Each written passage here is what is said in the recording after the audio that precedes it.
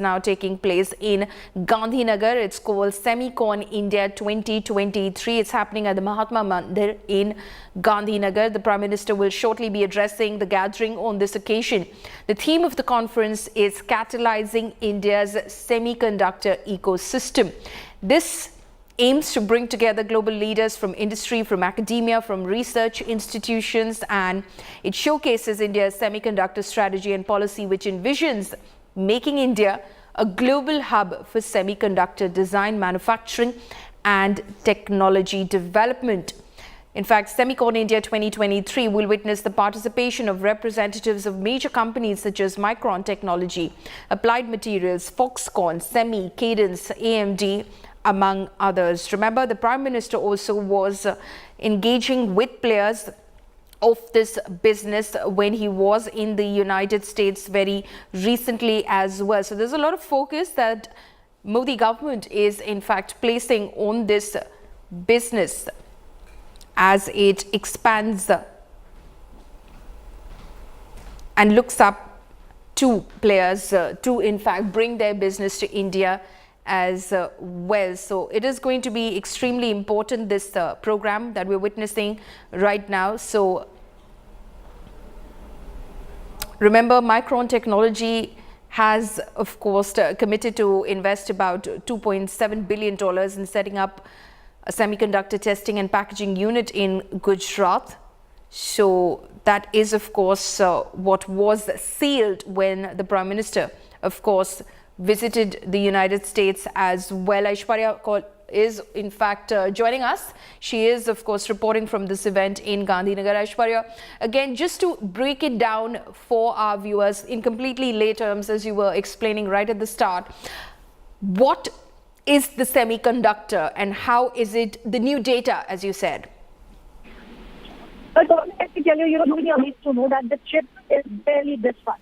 So it's a tiny chip, but it's extremely, extremely powerful. Let me also tell you, almost 100-kilometer long wires are in this chip. So, which is why we are seeing how there are very, very few companies and very few countries, in fact, which have mastered it. We speak about, the chip, it is, which at the moment globally is number one. And that is what India wants to do in years to come. Prime Minister Narendra Modi has been speaking about these chips not just since he became the Prime Minister. He's been speaking about it since he was the Chief Minister of the state of Gujarat. And that's the reason why you are seeing what you are seeing right behind me, the Semicon. Let me tell you, the first edition took place in Bangalore last year, and this is the second time that this is happening. Some of the top companies of the world, Micron, Foxconn, they are the ones who have now set up these stores there. Prime Minister is extremely crucial, and understanding what these chips will do. These chips are the new data, because from our mobile phones,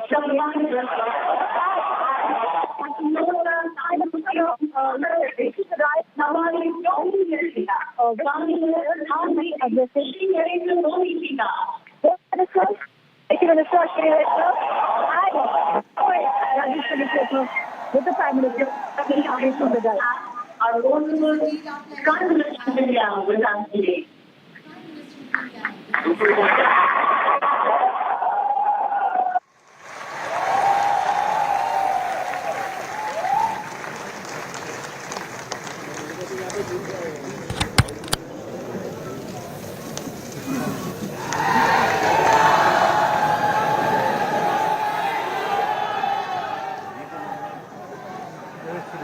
माननीय प्रधानमंत्री जी के प्रगतिशील और वैज्ञानिक दृष्टिकोण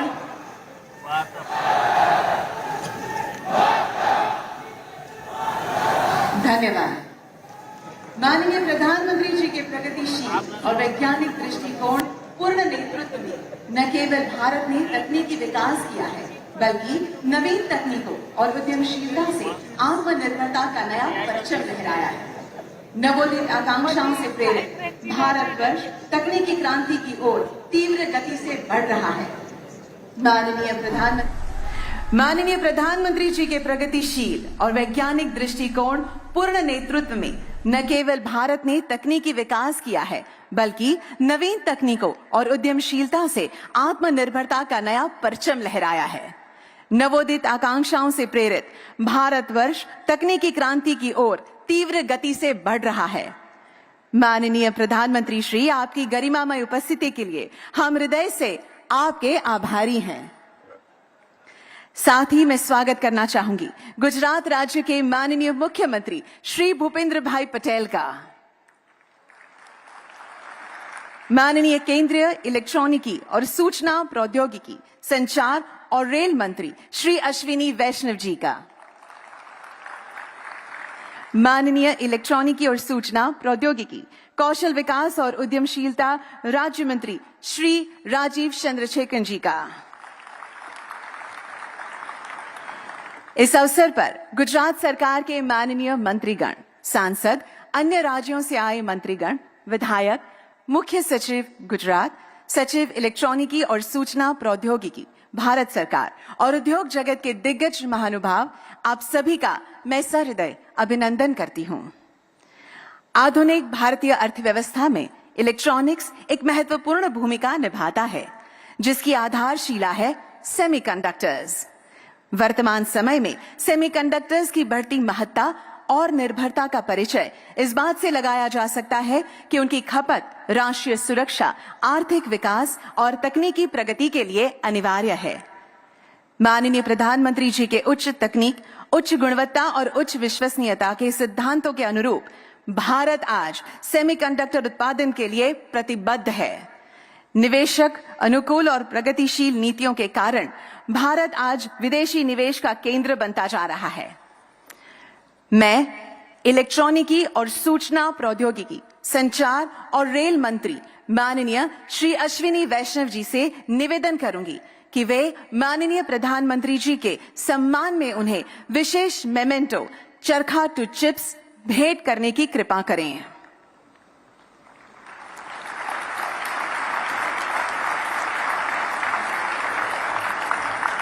memento का यह चरखा स्वदेशी semiconductor fab Semiconductor. Mr. Modi inaugurating the Semicon India 2023. The event is at Mahatma Mandir in Gandhinagar.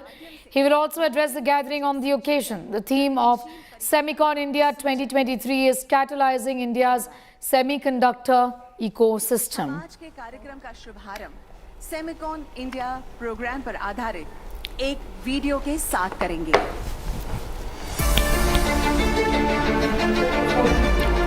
We'll track that story very closely in just a few moments from now. With that, it's time for a quick commercial break here. UPI transactions, from telemedicine to climate control.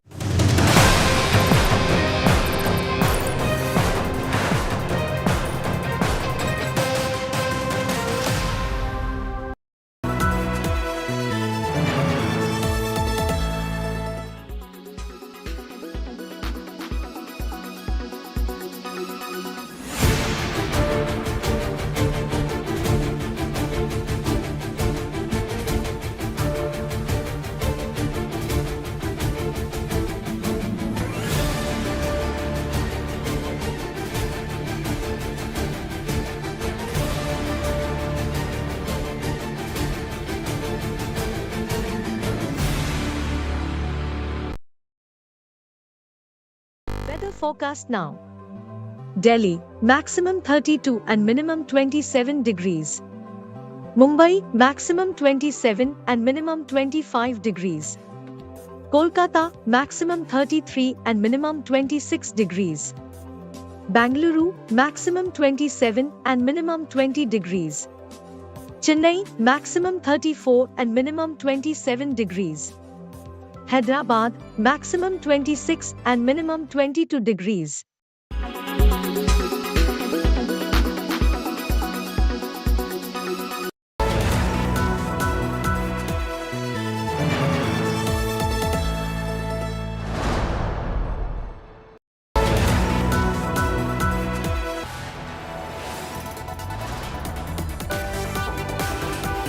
You are watching India Today.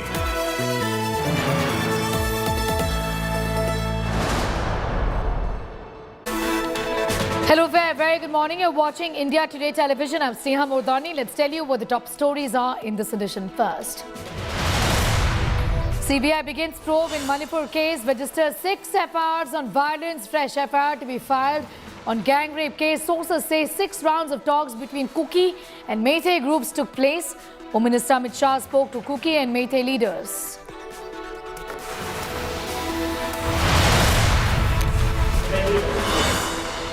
Centre counters opposition on Manipur. The government goes all out to repair this crisis. The Prime Minister launches Mission Manipur. 18 opposition MPs head to violence-hit state.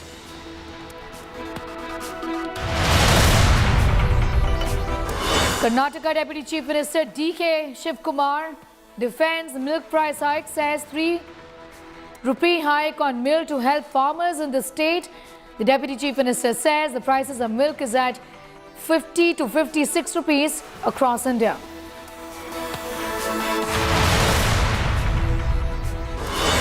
News tightens around former US President Donald Trump. Trump charged with seeking to delete security footage and documents case.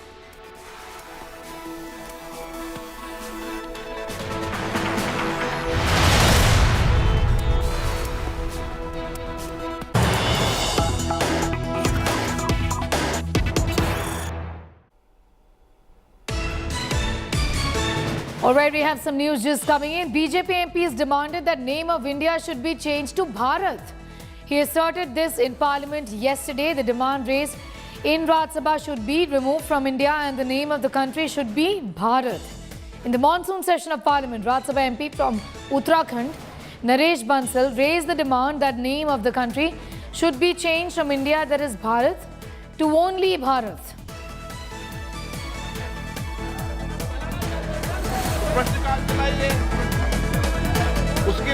This demand is coming from a sitting member of parliament from the Bharatiya Janata Party, who now say that they're not okay with the name India and that the name should be changed to Bharat, is what is being said. Interesting developments, because this comes just at the time when the BJP's opposition, which is a group of 26 opposition parties, have come together, call themselves India. Has that development got anything to do with this? It does look like. We'll try and get a word from our reporters on the ground tracking that story. But right now what we know is that an MP from the BJP has said that India should be called Bharat. Going straight to Lok Sabha proceedings. हम तो तैयार है sir. इसके अलावा मैं ये भी बोलना चाहता हूँ, अगर इतना अविश्वास है तो सरकार के पास नंबर है, ऐसे वो समझते हैं तो तुरंत हमारा बिल निरस्त करने दो, हमारा बिल पास करने दो, तब ऑटोमेटिकली सब झंझट खत्म. कार्रवाई आज 12 बजे तक के लिए स्थगित की जाती है. Lok Sabha has been adjourned amid din and ruckus in the House. As you've seen, we are cutting across to these proceedings from the upper house. And author. He has been a pioneer in Tamil computing. On my own and your behalf, I wish him a long, healthy and happy life. Honorable members, even when the House is not in session, I have the honor, privilege and satisfaction of greeting personally, to the extent possible, our honorable members. When some of the members are outside the country or beyond reach, that does not fructify. So I take recourse to written greetings. Lok Sabha has been adjourned till noon while the Rajya Sabha proceedings are still on amid drama that we've been seeing inside the House for days together now. Amid all of this also, there is an interesting demand that has been raised by a member of parliament from the BJP who says that the name of the country should be changed to Bharat and not India. India is the name that should be done away with. Meanwhile, as far as the functioning of the House is concerned, both houses have not seen or hardly seen any legislative business. Kumar Kunal has more details on what's really going on inside House. Kumar, as far as the lower house is concerned, it has been adjourned amid the din and the proceedings in Rajya Sabha currently underway. What more can you tell us about what really is expected as far as the upper house is concerned? This is the usual scenario in last 1 week or so since the parliament has convened for the monsoon session, and what we have seen so far, that normally Lok Sabha is not working or Lok Sabha is not doing business due to the hangama by the opposition parties. And similarly, today also opposition parties created ruckus inside the Lok Sabha, and hence it has been adjourned till 12 noon so far. So that's the latest update about the Lok Sabha. But as far as Rajya Sabha is concerned, the business is going on there. But still, what the opposition parties are claiming that till now, since Prime Minister has not replied on the issue of Manipur, so they will disrupt the proceedings there as well. So chaos will be expected in Rajya Sabha as well. But so far, Lok Sabha proceedings have been adjourned till 12 p.m. Rajya Sabha proceedings is going on right now. What really is the way forward, given that the government has now also indicated that there would be ministers travelling to the state of Manipur? The opposition continues to be relentless in terms of their demand for the Prime Minister to speak.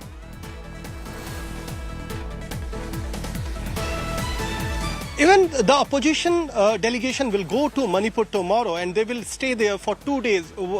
Almost 26 leaders will go from different parties, and out of 26 leaders, 18 will be MPs, and they will go to Manipur on Saturday and Sunday. And when the Parliament will reconvene on Monday, they will come with their own report. So this Manipur issue is now a bone of contention between the opposition parties and government. Government is claiming that even Home Minister went to Manipur for 3 days. Nityanand Rai, who is Minister of Home, State Minister of Home, he is staying there for 22 days now, more than 3 weeks. He is there and he is personally looking into the matter. And even Prime Minister is taking daily briefing on the Manipur issue. So all these things are happening there. But the interesting factor is that under the Rule 267, opposition want to convene a discussion inside the Parliament. But what the government is telling, that they actually want to do a discussion inside the Parliament, but not under Rule 267, but it should be a short duration discussion, and Prime Minister need not answer on the discussion as well. So all these things are going on, and hence the current scenario under which the ruckus is going on inside the Parliament, both the opposition parties and government is not on the same platform. So it is expected that similar situation will prevail even in days to come, and it is going on even right now inside the Parliament. And to make things even more difficult in terms of working together is a no confidence motion, Kunal, which has in fact been accepted by the chair, and that too is going to be raised, that too is going to be discussed. With this, the opposition hopes that the Prime Minister will at least speak on the Manipur issue, isn't it?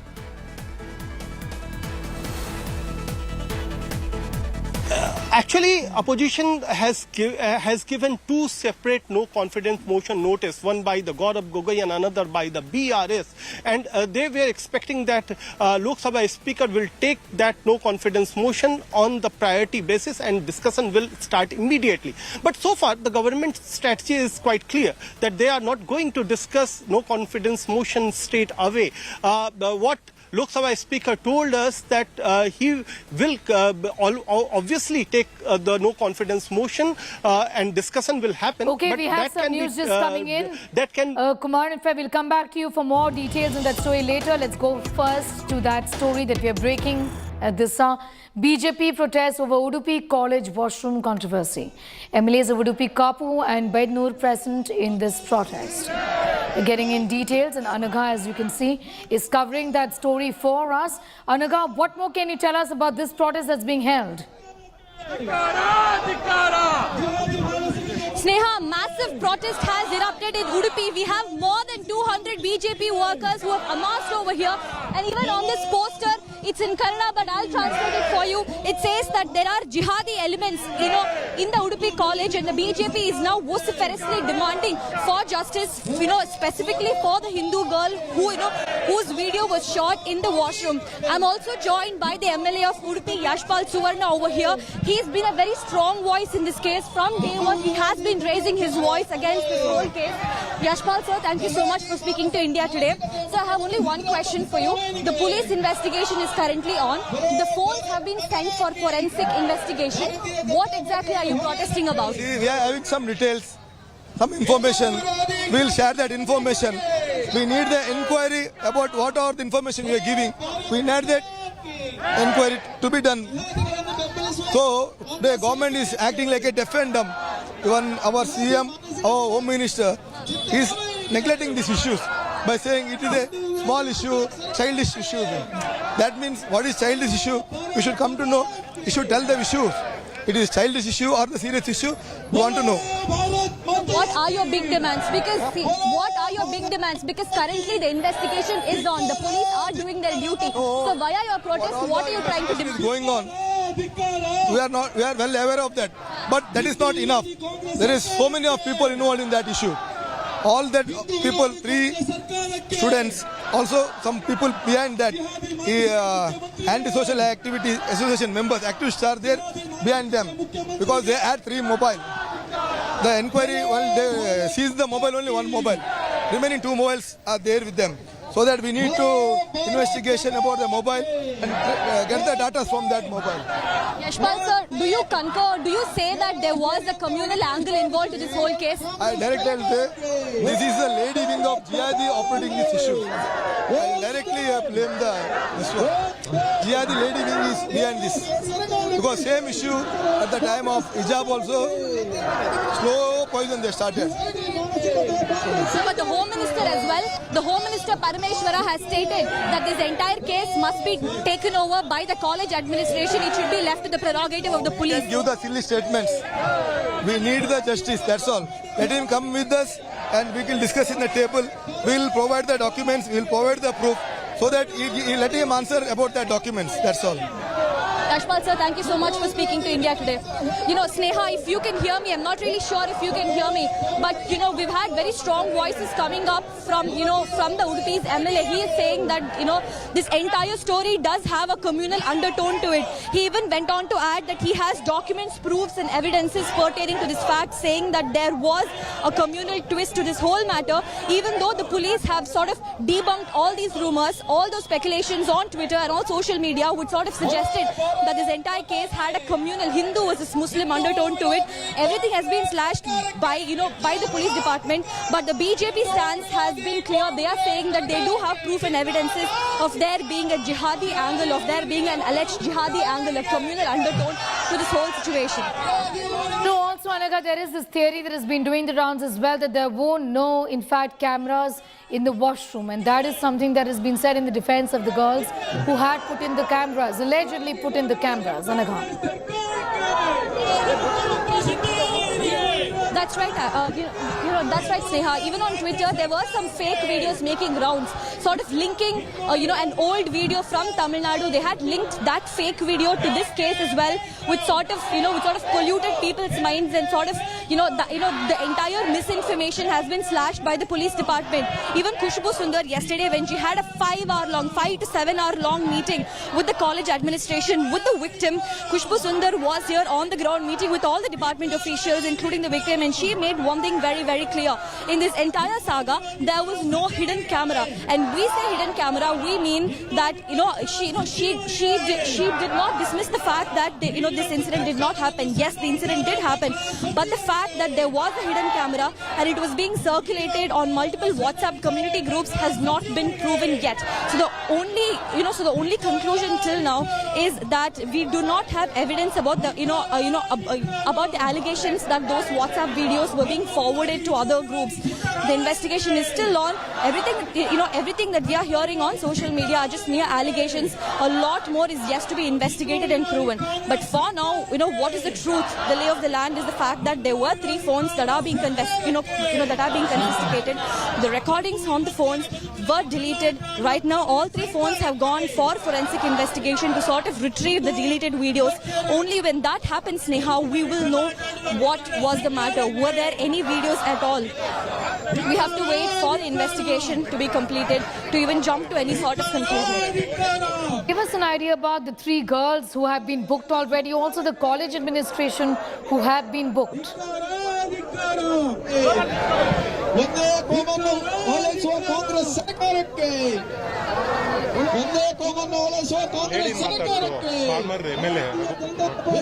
Anaga, I was asking you about these 3 girls who've been booked already. The college administration, the management have also been booked by the Karnataka police. What sort of action is expected against them? The college at this point has made one thing clear. They are saying, that this entire thing was done by the criminals as a joke, as a prank. That is what we are hearing from the college administration. But on the fact that if the college is taking any sort of accountability for this, there's still no clarity. Because even in that press conference that they did, all that they had to do, the entire tone of that press conference was, was completely defensive of the whole college administration. There sort of was no accountability. The college has still not come out taking accountability for the whole situation. Right now, there is still clarity awaited as to what sort of action will be initiated against this. Madam, namaste.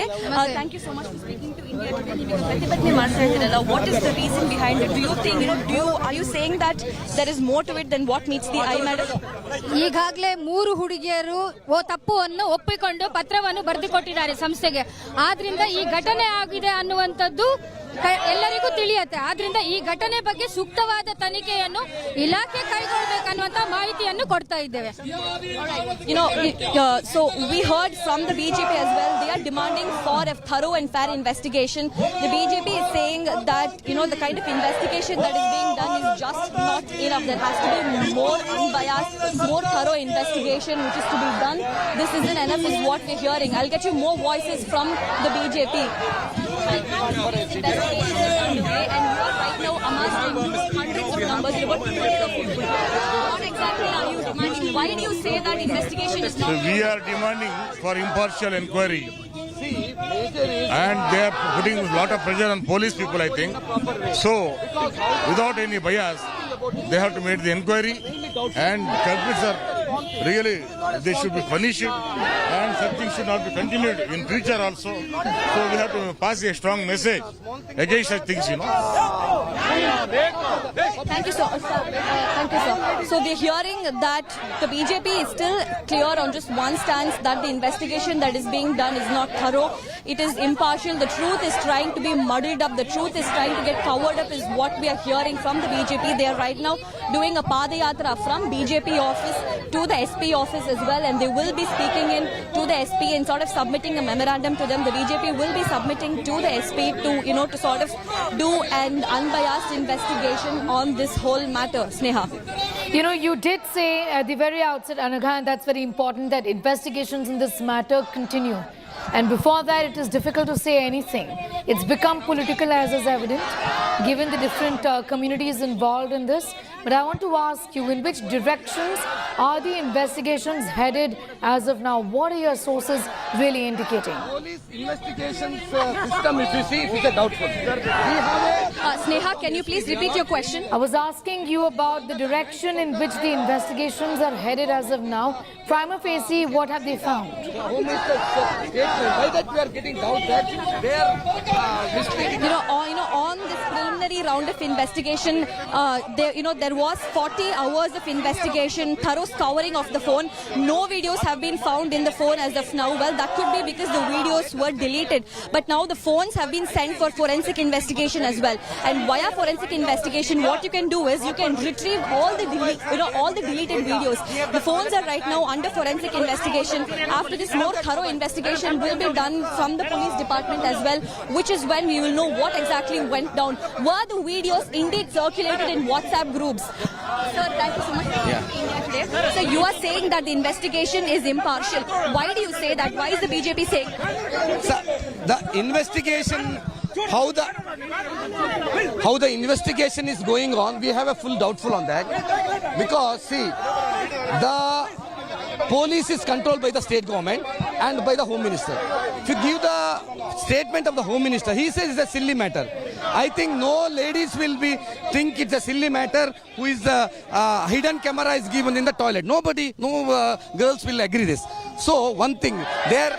Sir, but one question. Kushboo Sundar has said that there was no hidden camera inside the washroom. Who? Kushboo Sundar has said that there was no hidden camera inside the washroom. Who is, madam is saying on the basis of the statement from the hospital and police. She was not there that time. So what is the problem? See, very easily they can do. When the investigation, when in the toilet, what time the camera has been kept, that time if you get the CDR from the police, whichever phones are there that time, they will come to know. They should see all that mobile phones which are there in that time. Then they should send to forensic department. Then the proper investigation will be coming out. But state government is not interested to do that. That is a very big problem because Home Minister is saying one thing and their Congress party is demanding something else. So it's fully doubtful. So we should be proper investigation from the senior officers will be done. Sir, but there are a lot of rumors making rounds on social media. You know that videos were circulated on WhatsApp groups. But right now it has not been proven yet. It's not yet authenticated. See, why the social media is coming is because a lot of doubts are there in the public. It is exactly, it's just doubt. None of it is proven yet. So what is making you go big on this? Proving you should have a proper investigation. That is very important. Investigation has been not done properly. That is a very important. Very easily they can identify. Then because say SP, everybody we have a confidence, but they are under the control of the Home Minister and state government. They don't want to be this investigated. They are supporting one community. That is Congress always. That is the problem. The only big question is what is making... If same thing happened with the Muslim girls and Hindu girls would have been shooted, what would have been the issue? You just think. Yes, sir, I hear you well. See, but then my biggest question is, what is making you say that the investigation is not being done properly? What is making the BJP assume that? See, FIR been not lodged earlier. They have FIR has been lodged after later the protest starts. Then investigation method is not going properly. That's a very important way. And see, anybody is doubting because the Home Minister himself says he should say, I will investigate. He is not saying, it is a small thing, silly thing. It is between the college, he's saying. It is not between the college. It is between the ladies issue and this one. So it's a very important. Yes, sir. Well, we heard from one of the strong voices from BJP, Ramesh Bhatt as well. So we have two solid statements coming in from the BJP. The BJP thinks that the way of investigation, the mode of investigation being done by the Udupi police is not proper.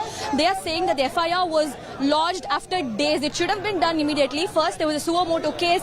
There was a lag between the incident, when the incident came to light and when the FIR was lodged. That is one reason why the BJP thinks this entire investigation is not done in a proper manner. Second reason is they also have a problem with the way in which the Home Minister gave out his statements to the media. The BJP is saying there has to be more seriousness, more dedication in the way in which this whole matter is being taken up. There has to be more seriousness in the voice of the Home Minister. The Home Minister put the entire onus on the college administration, saying that it is up to them to take care of this whole matter.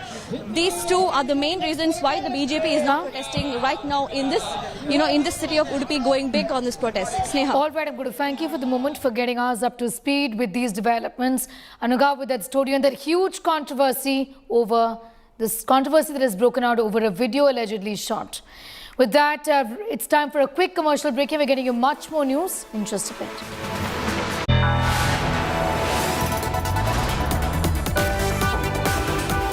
You are watching India Today.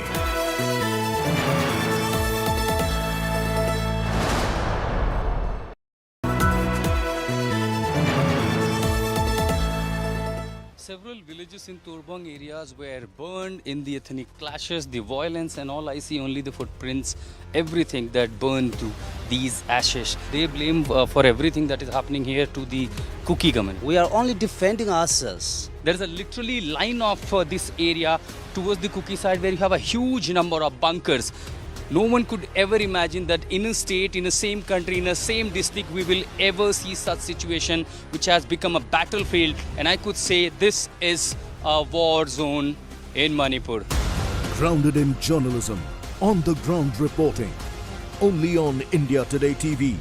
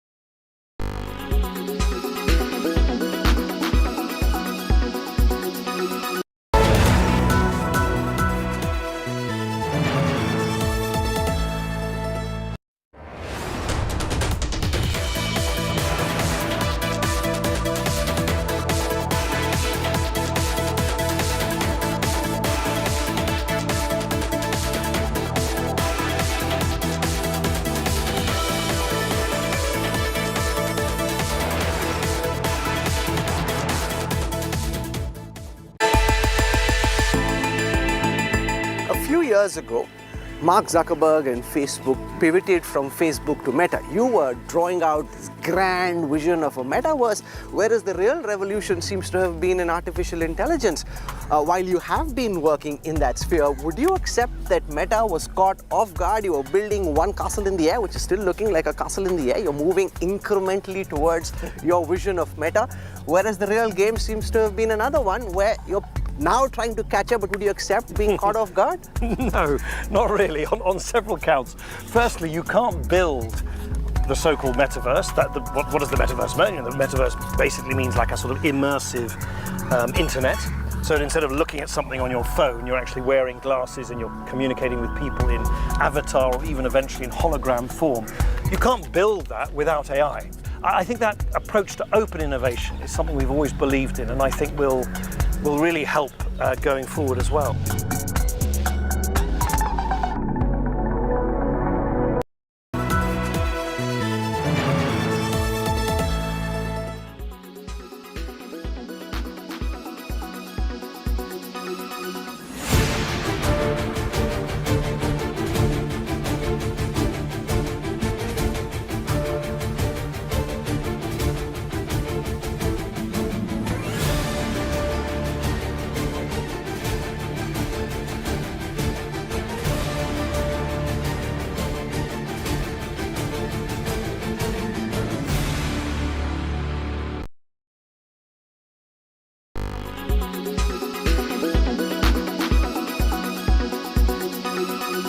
Make your media plan smarter with India Today Live TV on your connected devices. Amplify your brand with 100 million smart internet viewers. To advertise, mail us at sales@aajtak.com.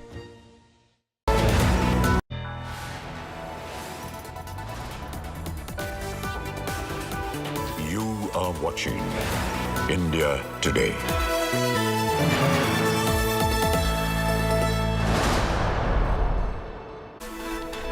Welcome back. The CBI has intensified its probe in the Manipur gang rape case. The CBI, which has already filed 6 FIRs pertaining to violence and conspiracy, is expected to file a 7th FIR today.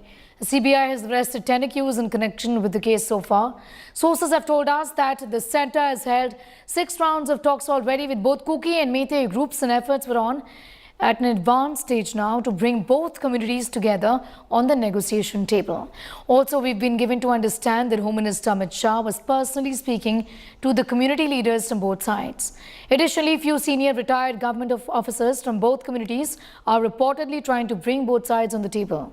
Close to 57,000 displaced Manipur folk are living in 361 relief camps across the state. Schools are currently registering 82% attendance. Government offices are registering 72% attendance.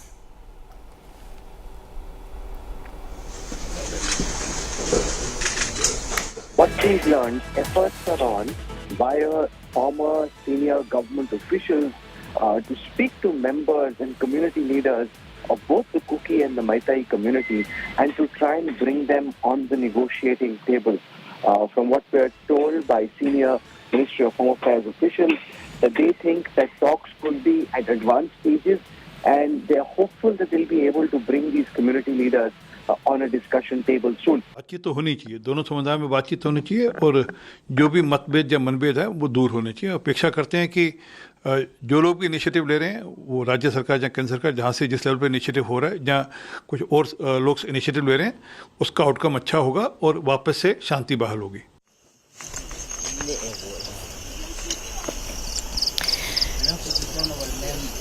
3 months on, Manipur remains on the edge amid outbreak of violence there. The Modi master plan for Manipur government now goes all out to do damage control and to ensure that the crisis is over. Now, government has now recovered the mobile phone on which the Manipur shocking video was filmed, and the case is going to be handed over to the CBI. India Today has also accessed inside details of the peace plan in the state. Here's more.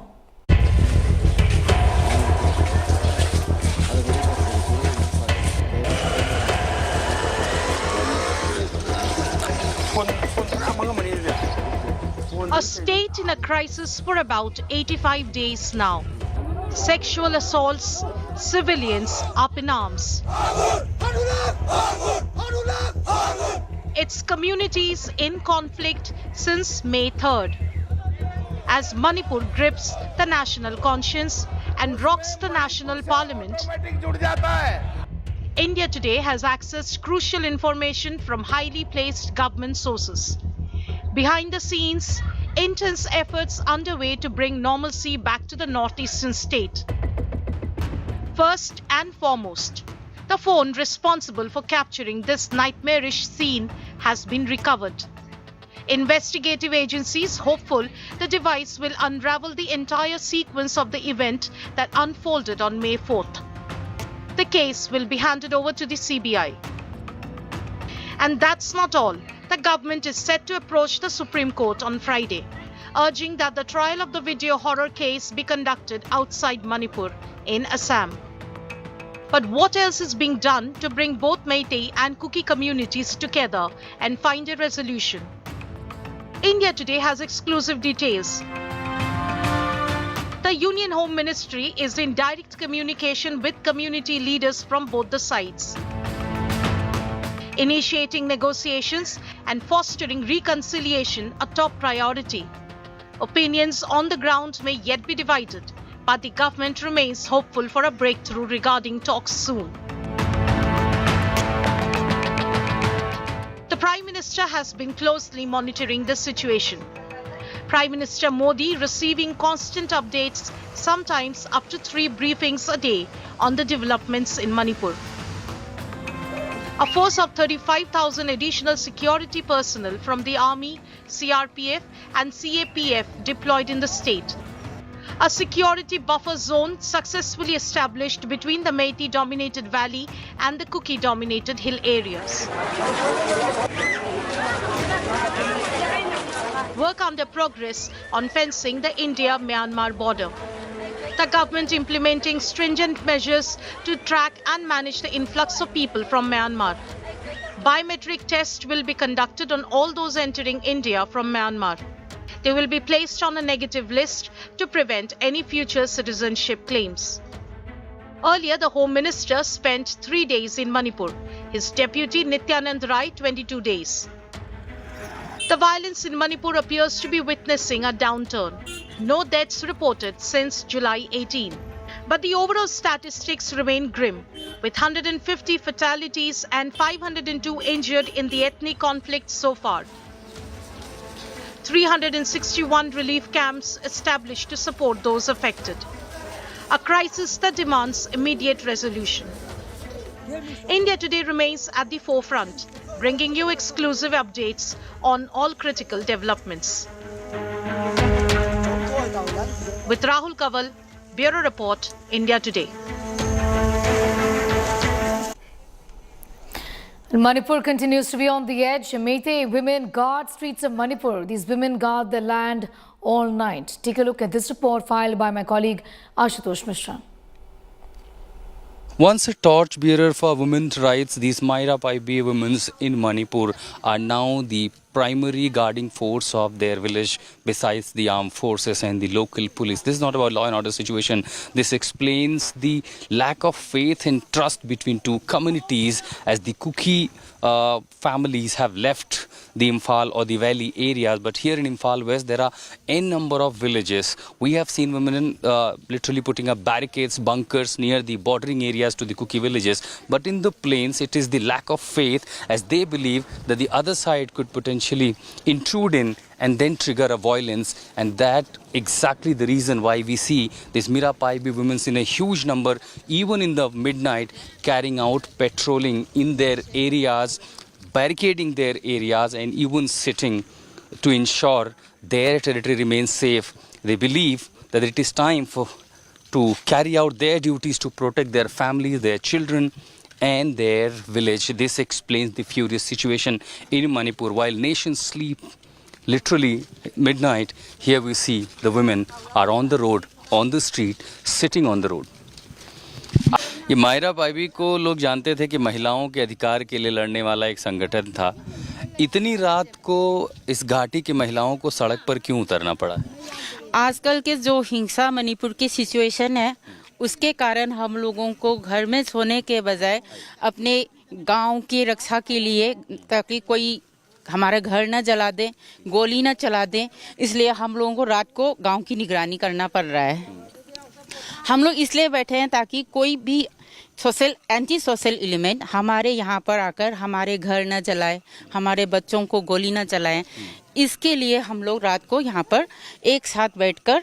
Anti social element मतलब कौन? मतलब कि जैसे आजकल किसी पे भी गोली चला देते हैं, घर जला रहे हैं आके, इन सब से हमको अपना घर, अपना गांव बचाना है. It's midnight here in Imphal. Probably entire nation is having a good and sound sleep.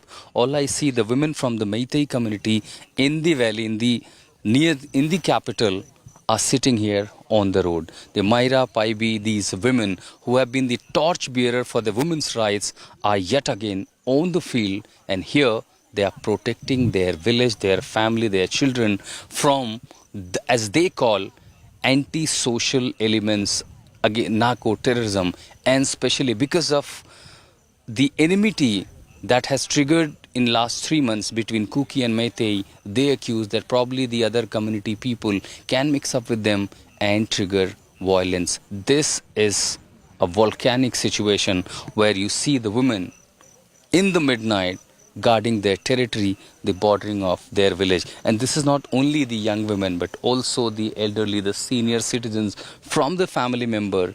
Instead of taking rest, they are now yet again has become not just torchbearer, but also guard of their villages, their territories, their areas. Moving on, monsoon continues to wreak havoc in parts of India. Telangana is battling monsoon fury hours after perpetual downpour has waterlogged cities. Following heavy rains, a young man died due to electrocution after a live wire fell on him in Hanumankonda. On the other side, incessant rains in Maharashtra has created a flood-like situation in various districts. 13 NDRF teams are deployed across Maharashtra in the wake of heavy rains and flood. Vehicles are floating on the road. Rescue operation and restoration work is underway in the severely hit areas. Situation is no different in Telangana. Many were struck in Warangal after floodwaters entered the famous Bhadrakali temple. People were seen wading through neck-deep waters. The Indian Met Department has sounded orange alert and advisories for Maharashtra and Telangana are out. Mumbai's monsoon woes are far from over. You can see right behind me how this area near Marine Lines, believed to be one of the most posh areas of South Mumbai, has been filled up. Traffic is slow and also hit to a certain extent. You can see right behind out there how the two-wheeler has been stuck because of the water going into its engine. However, there are several other BST buses also that continue to ply on this route. This route also is not just a residential area, but it has a lot of government offices and also a school to my left. If I can also pan the camera and show you behind how the BMC workers are engaged in pulling out the water and ensure that it drains out and does not remain the entire day. Otherwise, it will affect regular traffic and also daily life of several people. However, this year in Mumbai, after several years, this has been recorded as the wettest July in 2023 as on 26th of July. More than 200 millimeters of rainfall in Kolaba, or rather the South Mumbai side alone, has been recorded. At this very junction of Marine Lines, you can see that the traffic has been hit and it is rather slow at this point in time. With cameraman Siddesh, Dev Kotak for India Today, Mumbai. Meanwhile, Congress MLA Sita Akka visited the waterlogged areas in Mulugu, which is the biggest forest area in Telangana. She observed that all the villages have been submerged in water and houses have collapsed. She's also underscored that it is difficult for the rescue teams to conduct rescue operations. Yeah, Mulugu is the biggest forest area and vast area in the state also. One river is Jampana Vagu. It is floating two sides. There is a minimum 10 villages. All villages are affected with water. So all villages are submerged in water. Now also that villages are in water. So yesterday morning also our officers and through media and government ministers, we try to connect them. Please provide one helicopter, because it is a forest area, not man went there. It is not possible. So we are there is one village totally collapsed, and we got information 10 members missed. We received now recovered 5 dead bodies now. So still a rescue team also not available to cross that river. That's why that side 3 villages that side river outside. So we can't reach that area. So that is the situation. Total so many villages in forest and rivers. All right, let's now take a look at the situation in monsoon-hit areas across the country. Monsoon continues to wreak havoc in parts of Telangana.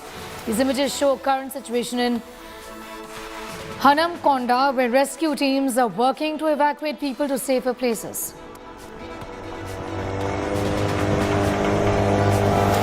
Amid the flood water flowing fiercely on the Lingala bridge in Andhra Pradesh, one of the ambulance drivers, identified as Karthik, risked his life to save the life of a dialysis patient. Now, as soon as the information was received, the patient was rushed to the hospital.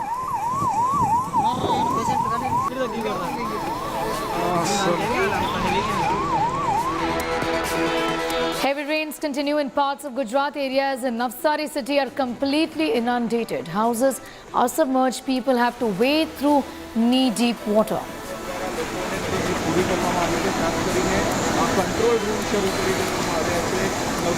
Monsoon fury continues in Maharashtra. Nanded, the severely affected normal life has been completely disrupted. Images can be seen where roads are inundated and vehicles are submerged in water.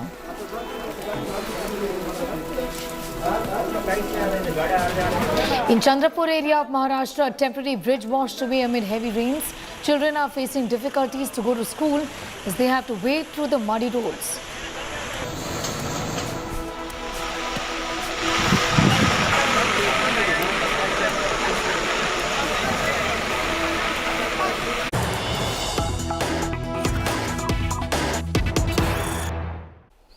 Some news just coming in. The protest now against the BRS government demanding immediate ex gratia to be announced to flood affected victims. I'm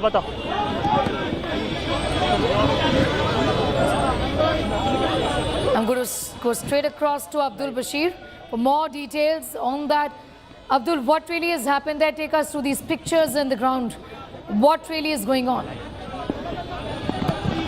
See, as we know, the torrential rains have caused havoc in several districts of Telangana. Several areas are flooded with water. People are suffering. That is what now Congress has come up to seize the GHMC office, the Greater Hyderabad Municipal Commissioner office here in Hyderabad, where several Congress leaders are now stopped by the police here. We are right now in front of the gate, where several Congress workers have sat down for protest, demanding that ex gratia to the flood-affected victims must be given immediately, and also the Minister KTR, the Municipal Administration Minister KTR, must resign from his post is what Congress is demanding. Several leaders are here. Let us talk to one of the leaders and get to know what exactly is the protest about.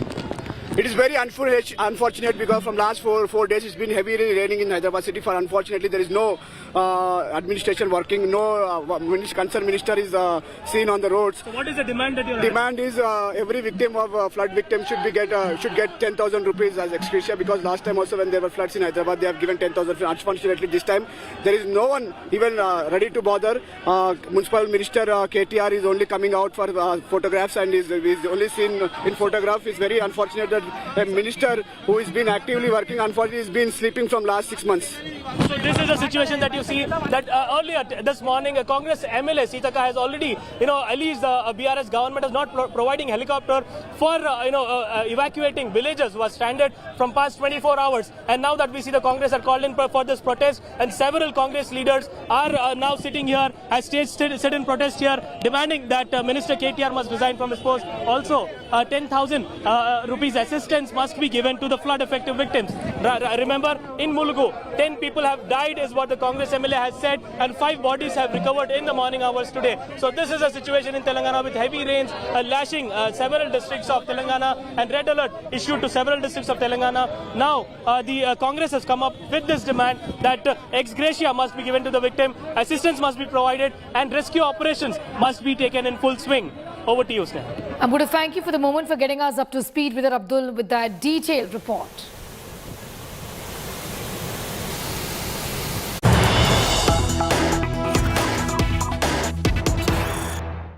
Getting you all the details as far as the monsoons wreaking havoc is concerned. These are dramatic pictures of a massive landslide, a huge landslide on Riyasi, Chasana, Rajouri, Budhal Road in Jammu and Kashmir. After the heavy landslide, road is closed with 0 more Chasna in Jammu and Kashmir. These are pictures, dramatic pictures that have been caught on camera of a huge landslide that brings down an entire road actually that you can see on your screens right now. This is a mountain that has come down crashing on the river essentially. This is from Jammu and Kashmir. The road is closed after this landslide. This is near the 0 more Chasana in Jammu and Kashmir. The location is Riyasi, Chasana, Rajouri, Budhal Road in Jammu and Kashmir. A heavy landslide that you have in fact seen pictures of on your screens right now are from this particular region, where dramatic pictures have now emerged. Not just Jammu and Kashmir, but landslides in fact continue in several other mountainous regions of the country, particularly the Uttarakhand region and also Himachal Pradesh. These pictures are from Jammu and Kashmir of a huge landslide that has been caught on camera. The arterial highway has been shut in this particular region after this huge landslide that you see on your screens.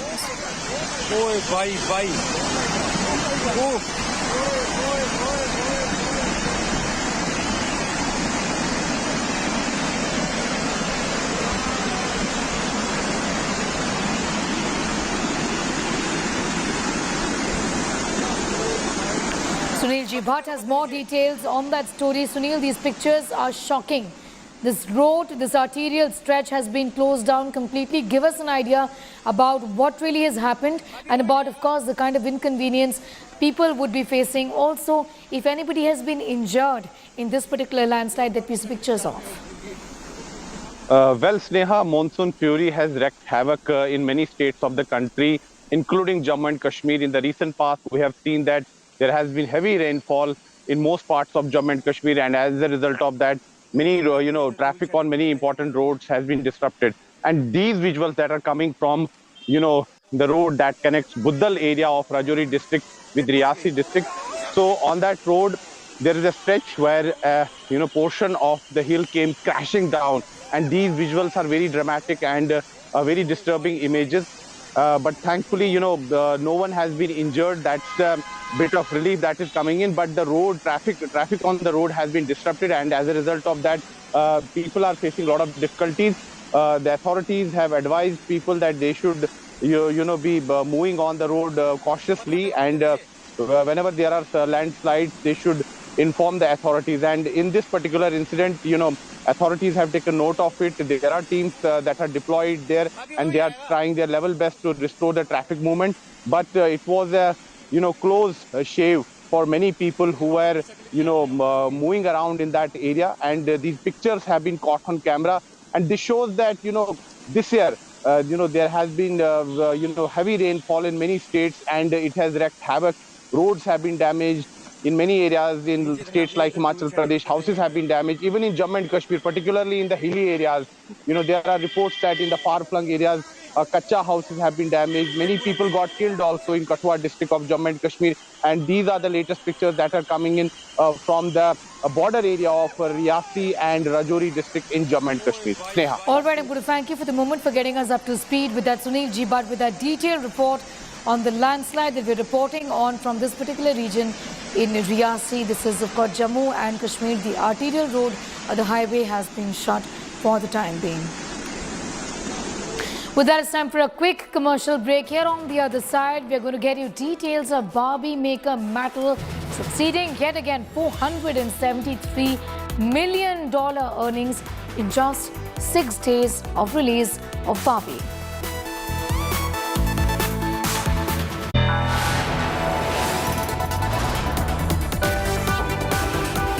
You are watching India Today.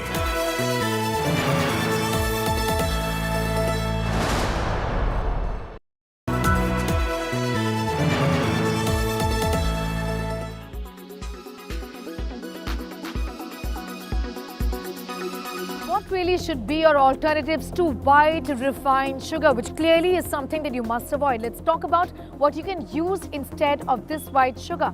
Number one, organic brown sugar. Organic, then all the very better, because this is extremely healthy.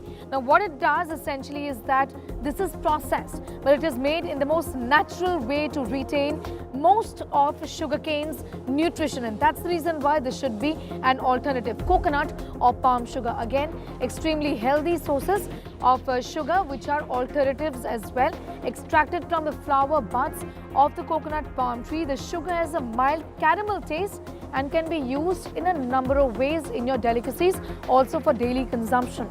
Date sugar, extremely nutritious natural sweetener. Date sugar can be a great addition to your diet. This also is a good alternative. Jaggery or gur, as we know, it has got a world of benefits in terms of what it does to your body. Essentially, a lot of people have spoken about the fact that during pollution, you should be consuming a lot of gur. It's a great alternative to sugar. Also, the fact that it is rich in iron is really an added benefit and added advantage. Raw or unprocessed honey. This too is a great alternative. You can use it in various forms, like you use white refined sugar. It tastes extremely good as well.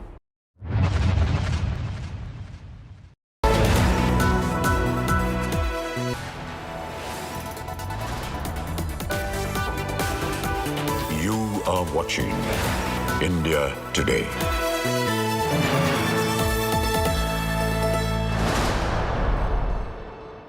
Going straight to Prime Minister Narendra Modi inaugurating Semicon India 2023. Sanjay Mehrotra ji, Young Liu ji, Ajit Manocha ji, Anil Agrawal ji, Aniruddha Devgan ji, Mark Papermaster ji, Prabhu Raja ji, अन्य महानुभाव, देवी और सज्जनों, इस conference में मुझे कई चिर परिचित चेहरे नजर आ रहे हैं। कुछ लोग ऐसे भी हैं जिनसे पहली बार मुलाकात हो रही है। जैसे सॉफ्टवेयर को अपडेट करना जरूरी होता है, वैसे ही ये कार्यक्रम भी है।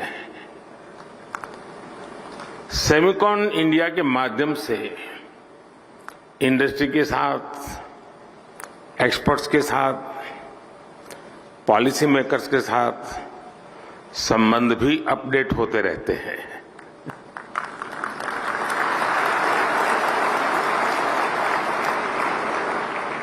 और मैं समझता हूं हमारे संबंधों के सिंक्रोनाइजेशन के लिए ये बहुत आवश्यक भी है।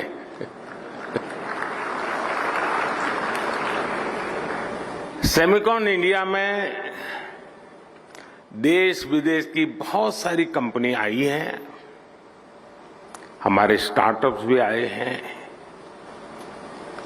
मैं आप सभी का सेमिकॉन इंडिया में हृदय से स्वागत करता हूं। और मैंने अभी एग्जीबिशन देखा, इस क्षेत्र में कितनी प्रगति हुई है, किस प्रकार से नई ऊर्जा के साथ नए लोग, नई कंपनियां, नए प्रोडक्ट। मुझे बहुत कम समय मिला, लेकिन मेरा बहुत शानदार अनुभव रहा। मैं तो सबसे आग्रह करूंगा, गुजरात के युवा पीढ़ी को विशेष से आग्रह करूंगा कि प्रदर्शनी अभी कुछ दिन चलने वाली है, हम जरूर जाएं। दुनिया में इस नई टेक्नोलॉजी ने क्या ताकत पैदा की है, उसको भली भांति समझे, जाने। साथियों, हम सभी ने लास्ट ईयर सेमिकॉन इंडिया के पहले एडिशन में हिस्सा लिया था और तब चर्चा इस बात की थी कि भारत में सेमीकंडक्टर सेक्टर में क्यों इन्वेस्ट करना चाहिए। लोग सवाल कर रहे थे, वाई इन्वेस्ट। अब हम 1 साल के बाद मिल रहे हैं तो सवाल बदल गया है। अब कहा जा रहा है, वाई नॉट इन्वेस्ट।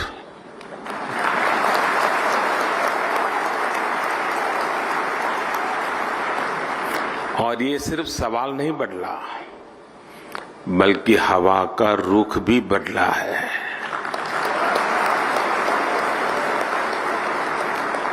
और ये रुख आप सब ने बदला है, आप सबके प्रयासों ने बदला है। इसलिए मैं यहां मौजूद सभी कंपनियों का ये विश्वास जताने के लिए, ये इनिशिएटिव लेने के लिए मैं बहुत बहुत अभिनंदन करता हूं। आपने भारत की एस्पिरेशंस के साथ अपने फ्यूचर को जोड़ा है। आपने भारत के सामर्थ्य के साथ अपने सपनों को जोड़ा है। और भारत किसी को भी निराश नहीं करता है।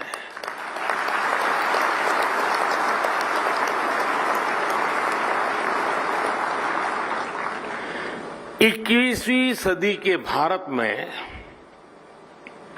आपके लिए अवसर ही अवसर है। भारत की डेमोक्रेसी, भारत की डेमोग्राफी, भारत से मिलने वाला डिविडेंड आपके बिजनेस को भी डबल ट्रिपल करने वाला है। साथियों, आपकी इंडस्ट्री में मॉर्स लॉ की बहुत चर्चा होती है। मैं इसकी बहुत बारीकी तो नहीं जानता, लेकिन इतना जानता हूं कि एक्सपोनेंशियल ग्रोथ इसके हार्ट में है। हम लोगों के यहां एक कहावत होती है, दिन दूनी रात चौगुनी तरक्की करना, और ये कुछ वैसा ही है।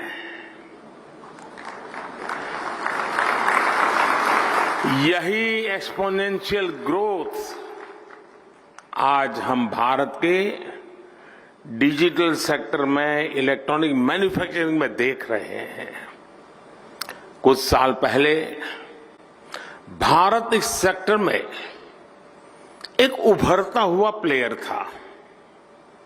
आज ग्लोबल इलेक्ट्रॉनिक्स मैन्युफैक्चरिंग में हमारा शेयर कई गुना बढ़ चुका है। 2014 में भारत का इलेक्ट्रॉनिक्स प्रोडक्शन $30 बिलियन से भी कम था। आज ये बढ़कर $100 बिलियन को भी पार कर गया है।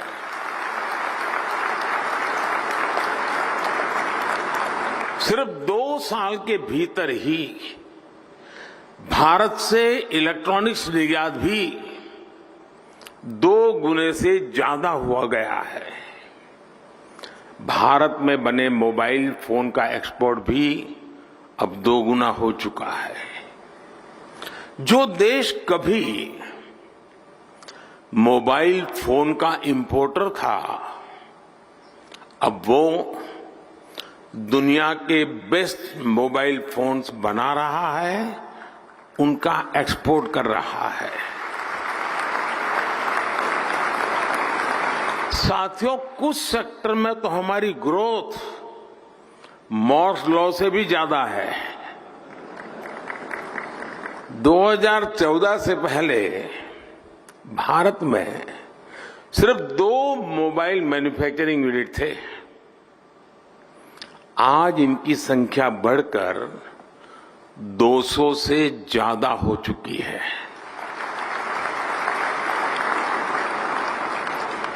अगर ब्रॉडबैंड कनेक्टिविटी बात करें तो 2014 में भारत में 6 करोड़ यूजर्स थे। आज उनकी संख्या भी लगभग बढ़कर के 800 मिलियन यानी 80 करोड़ यूजर से ज्यादा हो चुकी है।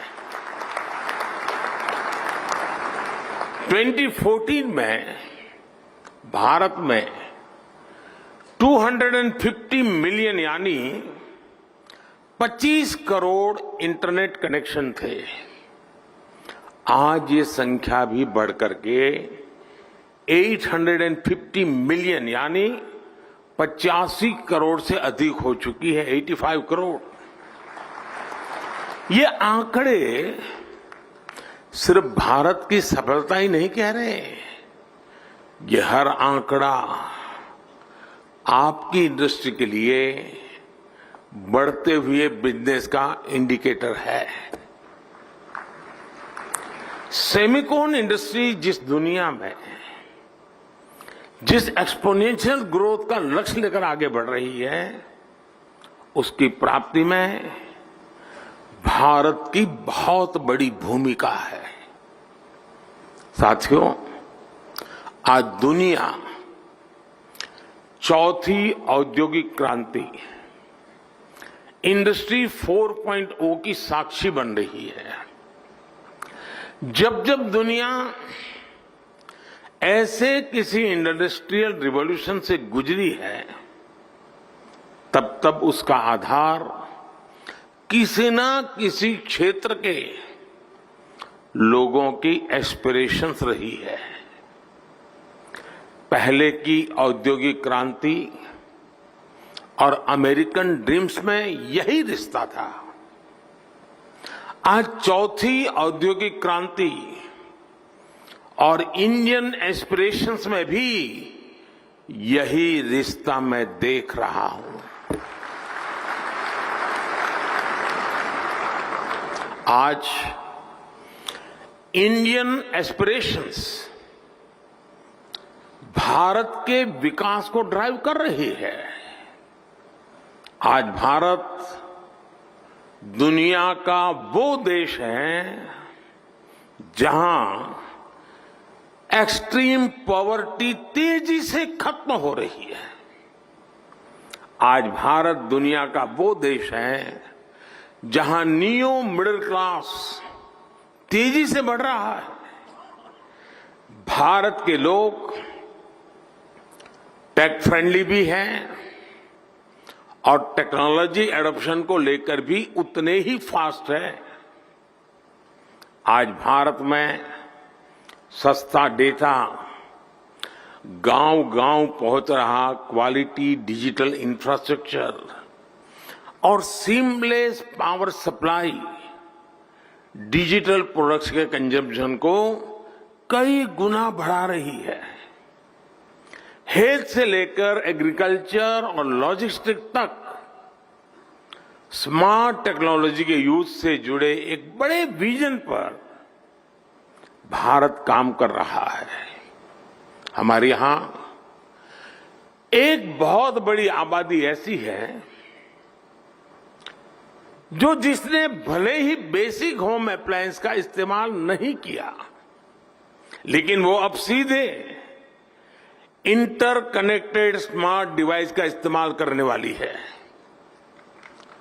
भारत में युवाओं की एक बहुत बड़ी आबादी ऐसी है जिसने संभवतः कभी बेसिक बाइक भी नहीं चलाई होगी, लेकिन अब वो स्मार्ट इलेक्ट्रिक मोबिलिटी का उपयोग करने जा रहा है। भारत का बढ़ता हुआ neo middle class Indian aspirations का पावर हाउस बना हुआ है।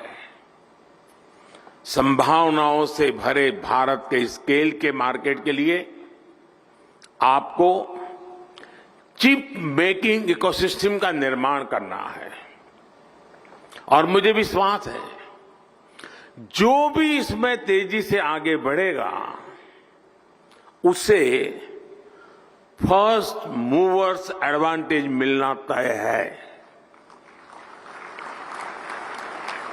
साथियों, आप सभी ग्लोबल पैंडेमिक और रूस यूक्रेन युद्ध के साइड इफेक्ट से उबर रहे हैं। भारत को इस बात का भी एहसास है कि सेमीकंडक्टर सिर्फ हमारी जरूरत ही नहीं है, दुनिया को भी आज एक trusted reliable chip supply chain की जरूरत है। दुनिया की सबसे बड़ी डेमोक्रेसी से बेहतर भला ये ट्रस्टेड पार्टनर और कौन हो सकता है।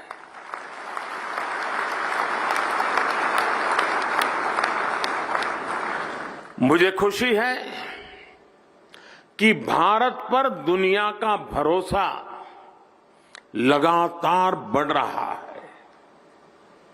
और ये भरोसा क्यों है?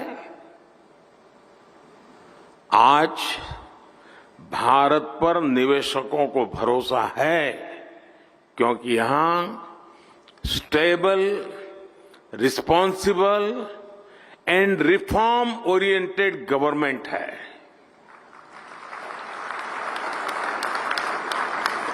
भारत पर उद्योग जगत को भरोसा है क्योंकि आज हर क्षेत्र में इंफ्रास्ट्रक्चर का तेज विकास हो रहा है। भारत पर टेक सेक्टर को भरोसा है कि यहां टेक्नोलॉजी का तेजी से विस्तार हो रहा है और आज भारत पर सेमीकंडक्टर इंडस्ट्री को भरोसा है क्योंकि हमारे पास मासिव टैलेंट पूल है,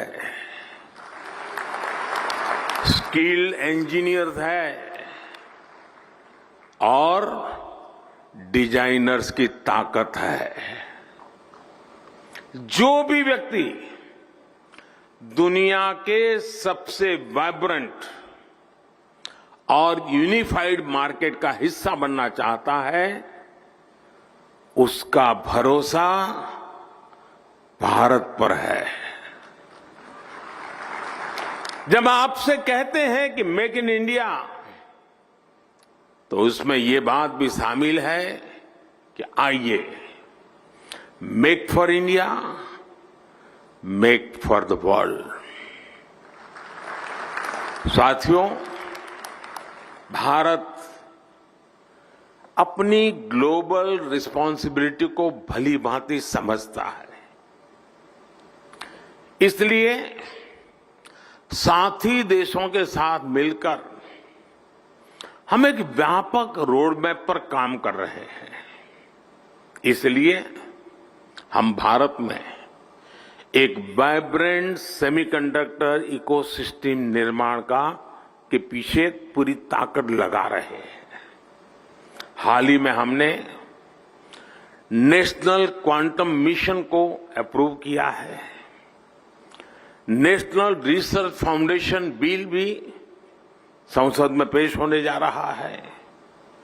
सेमीकंडक्टर इकोसिस्टम बनाने के लिए हम अपने इंजीनियरिंग करिकुलम में भी बदलाव कर रहे हैं। भारत में 300 से ज्यादा ऐसे बड़े कॉलेजों की पहचान की गई है जहां सेमीकंडक्टर पर कोर्स उपलब्ध होंगे।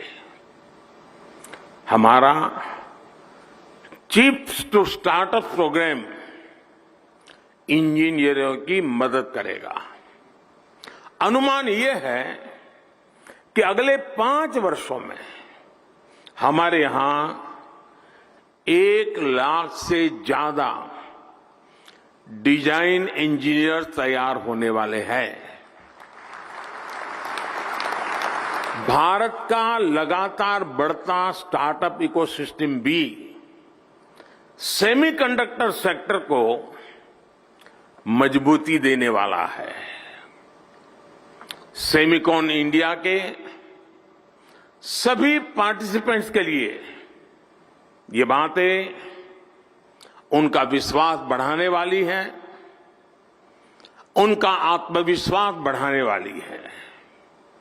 फ्रेंड्स, आप सभी कंडक्टर्स और इंसुलेटर्स इसका अंतर भली भांति जानते हैं। कंडक्टर से एनर्जी पास हो सकती है, इंसुलेटर से नहीं होती है। भारत सेमीकंडक्टर इंडस्ट्री के लिए एक अच्छा एनर्जी कंडक्टर बनने के लिए हर चेक बॉक्स को टिक कर रहा है।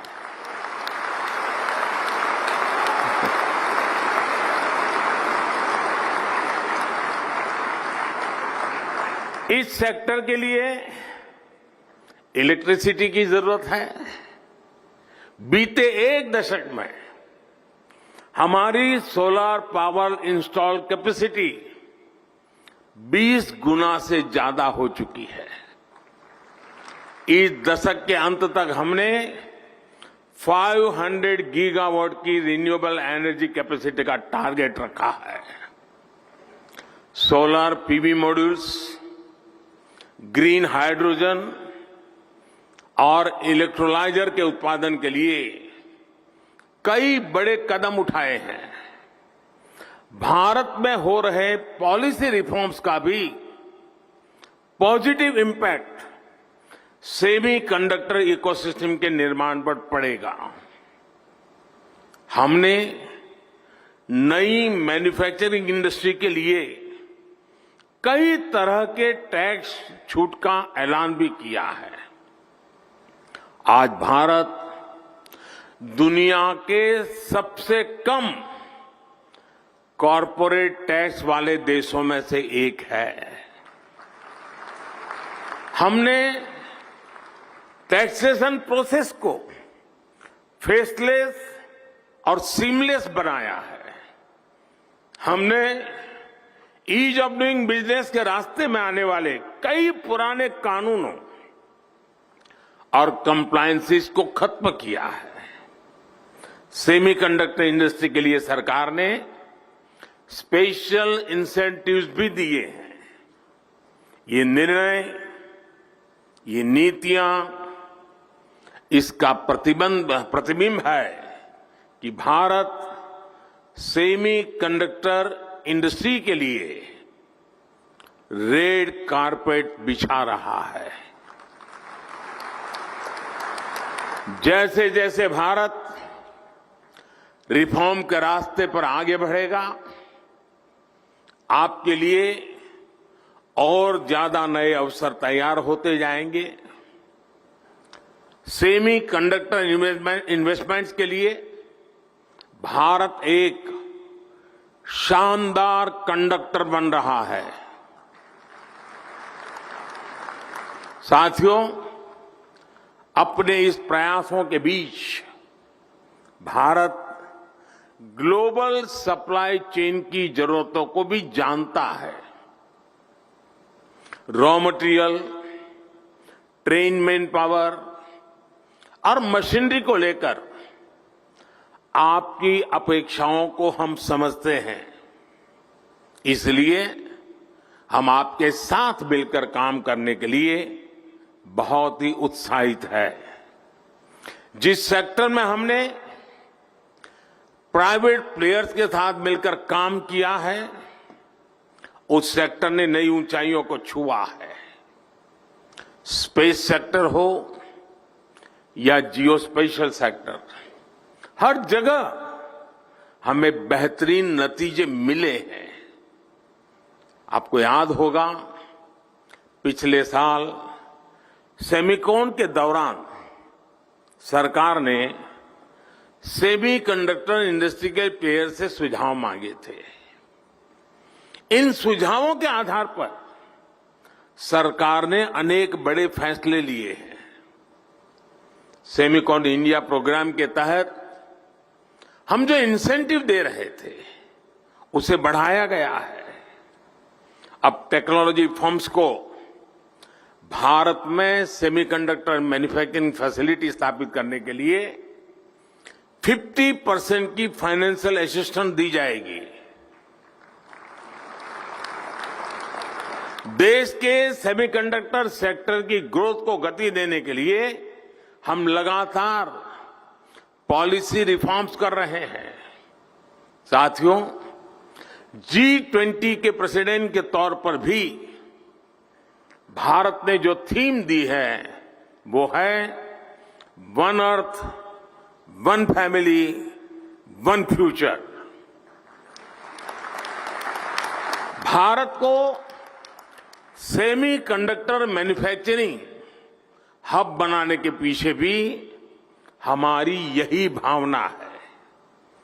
भारत की स्किल, भारत की कैपेसिटी, भारत की कैपेबिलिटी का पूरी दुनिया को लाभ हो, यही भारत की इच्छा है। हम एक बेटर वर्ल्ड के लिए, ग्लोबल गुड के लिए भारत का सामर्थ्य बढ़ाना चाहते हैं। इसमें आपके पार्टिसिपेशन, आपके सजेशंस, आपके थॉट्स, उसका बहुत बहुत स्वागत है। भारत सरकार हर कदम पर आपके साथ खड़ी है। इस सेमिकॉन समिट के लिए मेरी आपको बहुत बहुत शुभकामनाएं हैं और मैं चाहता हूं, मौका है, और मैंने लाल किले से कहा था, यही समय है, सही समय है।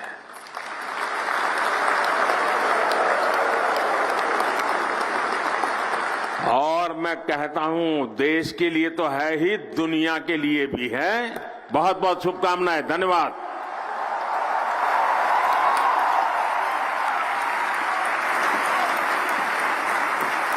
Modi, who's speaking at the Semiconductor meet in Gujarat.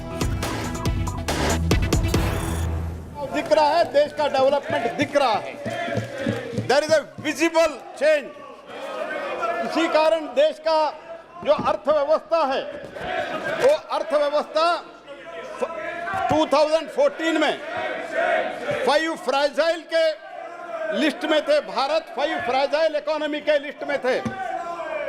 5 फ्राइजाइल से आज मोदी जी के नेतृत्व में भारत 5th लार्जेस्ट इकोनॉमी बना है sir. We are the 5th largest economy of the world today sir.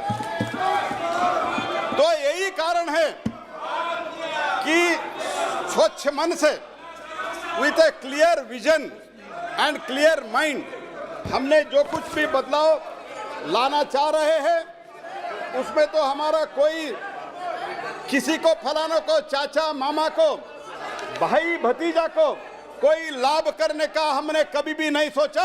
हम देश के हित में सोचा।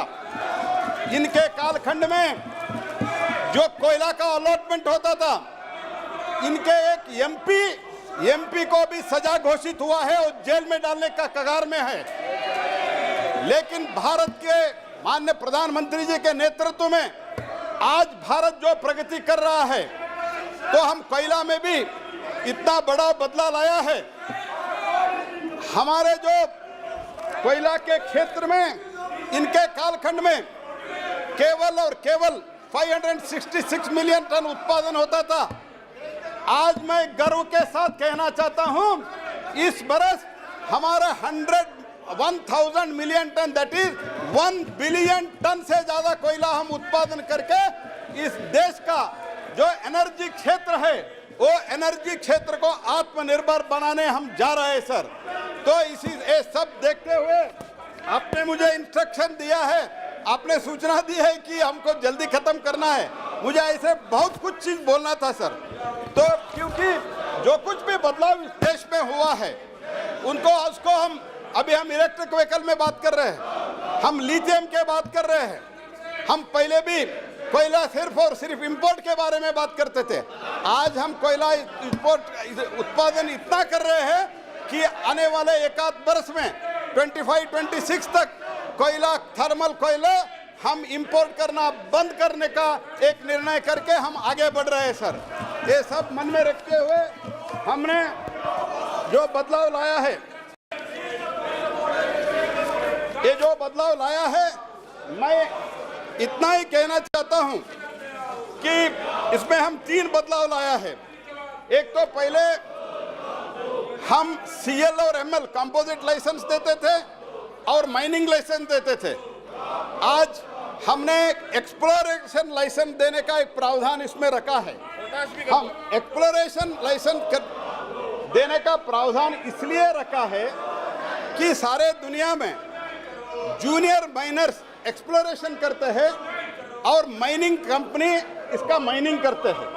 तो हमारे देश में ये प्रावधान नहीं था। हमने इसमें प्रावधान ये रखा है कि हम ML, CL और CL के साथ अभी EL एक्सप्लोरेशन लाइसेंस का प्रावधान रख रहे हैं। वो भी ट्रांसपेरेंट ऑक्शन के रूट से होगा। उसमें भी रेवेन्यू शेयरिंग का प्रावधान है, वो भी पूरा से पूरा ऑक्शन के रूट से होगा सर। इनके तरह जैसे इन लोगों ने अलॉटमेंट करके डिस्क्रिशनरी रूट लेके अलॉटमेंट करके इन लोगों के MPओं को और कई अधिकारियों के इनके कारनामे का कारण जेल में भेजना पड़ रहा है, ऐसे हम नहीं कर रहे। हम जो कुछ भी कर रहे हैं मोस्ट ट्रांसपेरेंट वे में कर रहे हैं। और हम पोटैश का भी एक्सप्लोरेशन अभी कर रहे हैं और पोटैश का माइनिंग भी होगा सर।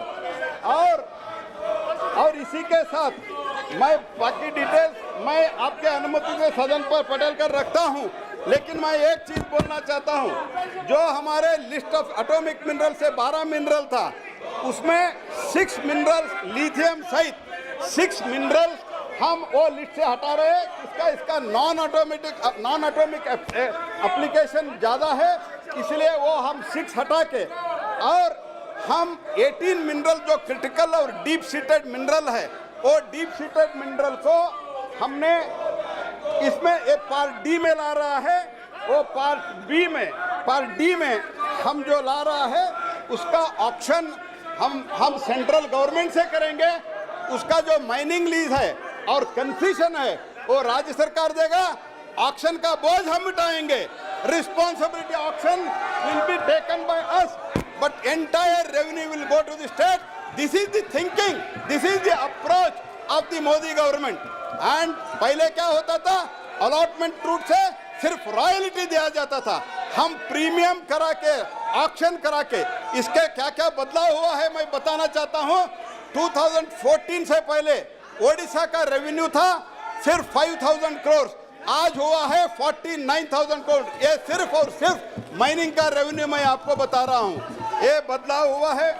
और तीसरा है, और हम ये 3 क्षेत्र में जो बता, एक तो हम एटॉमिक मिनरल से 6 मिनरल निकाल रहे हैं, और तीसरा है, तीसरे में हम पूरा 24 मिनरल्स को हम एक क्रिटिकल और डीप सीटेड मिनरल में डाल के ग्रुप डी में ऑक्शन हम कर रहे हैं.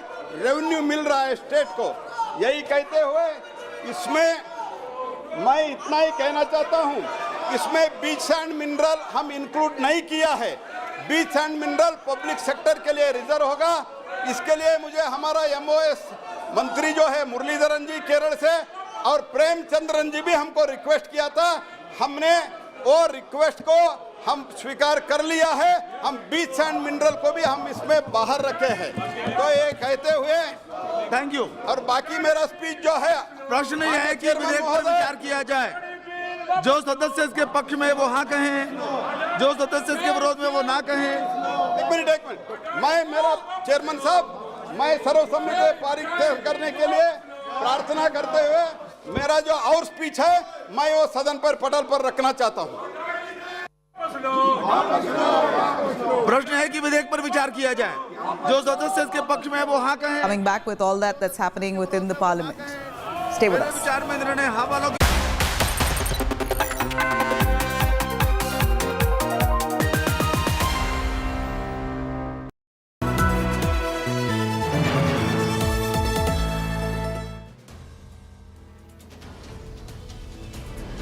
In politics, everyone has an opinion, but I have the data. Whose stock is rising? Whose graph is falling? Track India's political stock exchange. Unmatched, unmissable data analytics. The only show on News TV where numbers do the talking. India's most credible poll tracker. The political stock exchange. With Rahul Kamal, only on India Today.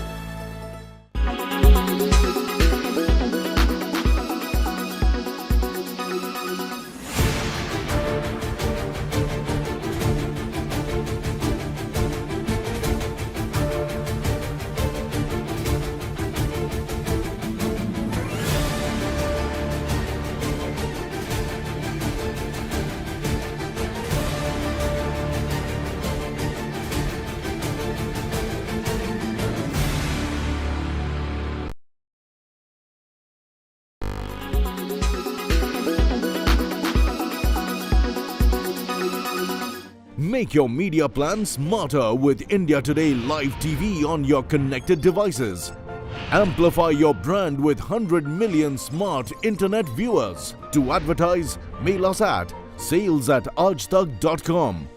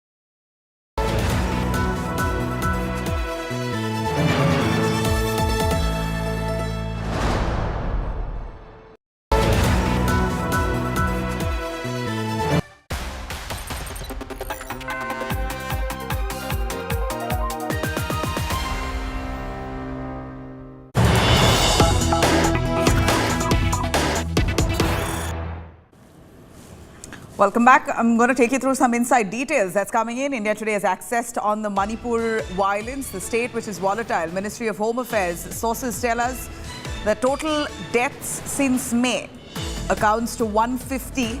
Over 502 people injured in the violence, over 5,100 cases of arson, over 6,000 cases, FIRs that's been registered in totality.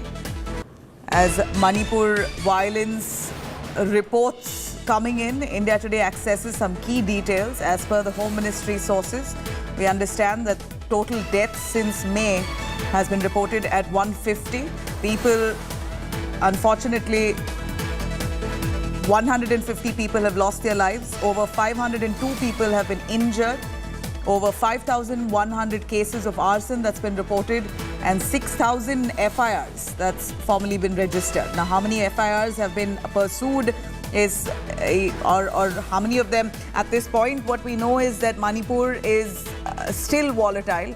At least 3 months that we're seeing violence has hit the state in different parts. They're still struggling with bouts of violence in the state, but thankfully no death reported over the last 10 days at least. Rahul Kaval joins us for more. Rahul, the key details here is that 150 people have lost their lives ever since the violence began roughly about 3 months ago, and we believe nearly 6,000 FIRs that have been registered. The numbers are alarming. Oh, absolutely. I was having a word this morning with Manipur Chief Minister Biren Singh, and the key point that the Chief Minister is making is that because of the sheer number of FIRs which have been registered, it was very difficult for him to know which particular incident might lead to a furor. He says that you're looking at that one rape horror video which has caused a national uproar, and he understands what's happening. But he said, from my perspective, there were 6,000 plus FIRs, and my first effort was to douse the immediate fire and to bring the situation to the extent possible under control. Now, from what we've gathered from the senior most sources in the government is that an effort is underway at the level of the Home Minister to speak to representatives of both the Kuki and the Maitai communities through senior retired government officials who are playing the role of an intermediary to try and bring both these communities onto the negotiating table. Senior government sources indicating that they believe that they are close to a breakthrough, or at least they are at an advanced stage to try and bring these communities together. There is no visible manifestation of that hope yet. Nothing's been said in public which would suggest that the Kuki and the Maitai communities could come on the table, but in the back channel talks we're being told that some progress has been made. Now, opinion amongst the Kuki and the Maitai communities seem to be divided amongst those who are representing these communities in the parleys with the government. On the one side, you've got those who say, okay, let's try and douse the immediate fire and sit and talk about what's happening right now and bring the current situation under control. And then you've got those who say that that's not what this fight is about. The Kuki community wants a separate administrative zone. The Maitais want scheduled tribe status until that is discussed as well, and there is some resolution around those key contentious issues. They don't see any resolution being possible. So opinion is divided, but efforts on at the highest levels behind the scenes to try and bring these warring factions to the talking table. Right. You know, Rahul, from what we see, fresh round of firing was reported in a part of Manipur today as well. So despite central forces being on tour, we know that violence hasn't completely brought under control, and that's again concerning. We see that young boys have held arms at the visuals that came in from yesterday where young boys were holding guns and guarding their villages. Is there a way to douse that kind of tension that still prevails with immediate effect? I asked this question to senior Ministry of Home Affairs officials in that detailed briefing last evening, and from what I gathered, many of the local police personnel started thinking about themselves not as law enforcers but either as Maitais or Kukis. And I asked about how unarmed people could just walk in, walk away with all the armaments inside a police station. How is that even conceivable? To which they said it's not as if these were forcibly taken away after a gun battle. They came in, the local police personnel started acting as per their ethnic identity and just gave the weapons away to other members from their community. So it's not like they were grabbed. Now those weapons are at this moment one of the most dangerous aspects of the current situation in Manipur. In the valley area, you've got the Maitai community. There's a buffer zone that's been created using 36,000 plus security personnel from the army, the Assam Rifles, the Central Armed Police Force, the CRPF, and then you've got the hill villages of the Kuki community where a lot of these weapons are deployed, and efforts are on. Appeals have been made to try and get these weapons back. None of those appeals succeeding in any meaningful fashion so far. And yes, those weapons, which is why they're talking to the community elders in the hope that if some agreement can be reached with the community elders, they will then be able to talk sense to this young generation and get them to give up their arms. Right. Well, that said, we know now that the CBI has taken up the case of gang rape of the two women who were paraded naked in public, gang rape. That case is now, the centre is urging for the CBI to take this up. While that said, we see a lot of FIRs also being filed against people who are pouring out fake news or any malicious content to worsen the situation of Manipur and defame India. From what we've gathered, the original mobile phone on which that horrific Manipur video was shot has been recovered, as also the identity of the person who filmed that video has been established. And using that phone, the investigative agencies hope to draw out a forensic trail. Where was this video for 70 plus days? How is it that just the day before Parliament this video came out into the public domain? Is this some kind of a conspiracy? Those are the angles that the law enforcers are probing, and also speaking to the person who filmed it to try and understand what happened at that moment. We're also being told that one of the things the government is very worried about, which is why internet still remains suspended, is the probability of the surfeit of fake videos. Remember, two more videos, very horrific videos, started doing the rounds. Those turned out to be videos from Myanmar. So those weren't videos from Manipur from this round, because the language was the same, the people looked kind of the same. In the way that fake news and misinformation works, those videos started viraling very quickly. But those were videos from Myanmar. So the government very concerned about the possibility of fake news spreading, because since the 18th of July, there hasn't been any death in any incidents of violence. About 150 people have died so far, 500 plus injured. Most of those in the initial period and a couple of rounds of violence after that, but not past the 18th of July. And the government attempting at this moment to try and ensure that things stay calm. There will be the odd episode of the kind that we've seen of late of violence, sporadic violence, but they're trying to ensure that there is no major eruption anymore. All right, Rahul, thank you very much for bringing us that much needed information. Of course, people of Manipur at the moment are still apprehensive to step out of their own homes. Agony, anger and worry gripping the state, as we know that there is some reassurance coming in from the top level by the centre as well as the security forces that there is attempt to try and broker peace between the Meitei and the Kuki communities. Conversation is on. They're on the table right now. Representatives of both communities. Hopefully things should improve or calm down in days to come. That's really the hope that we have. As Rahul tells us, that CBI has also now intensified its probe in the Manipur gang rape case. CBI, which has already filed at least 6 FIRs pertaining to the violence and conspiracy, is now expected to file a 7th FIR today. The case where 2 girls were raped, gang raped and paraded naked. The CBI has arrested 10 accused in that connection so far. Sources tell India Today the centre had held at least 6 rounds of talks on the sidelines of the investigation. 6 rounds of talks between the Kuki and Meitei groups. Efforts are on now to try and advance communication between the two sides, only to negotiate. In fact, sources claim that Home Minister Amit Shah was personally speaking to the community leaders from both sides. Additionally, few senior retired government officials from both communities are reportedly trying to bring peace, to try and really calm the situation at the moment. Close to 57,000 Manipuris have been displaced. At least 361 relief camps have been set up across the state, and we're looking at nearly 60,000 people who are living in different locations where these camps are located.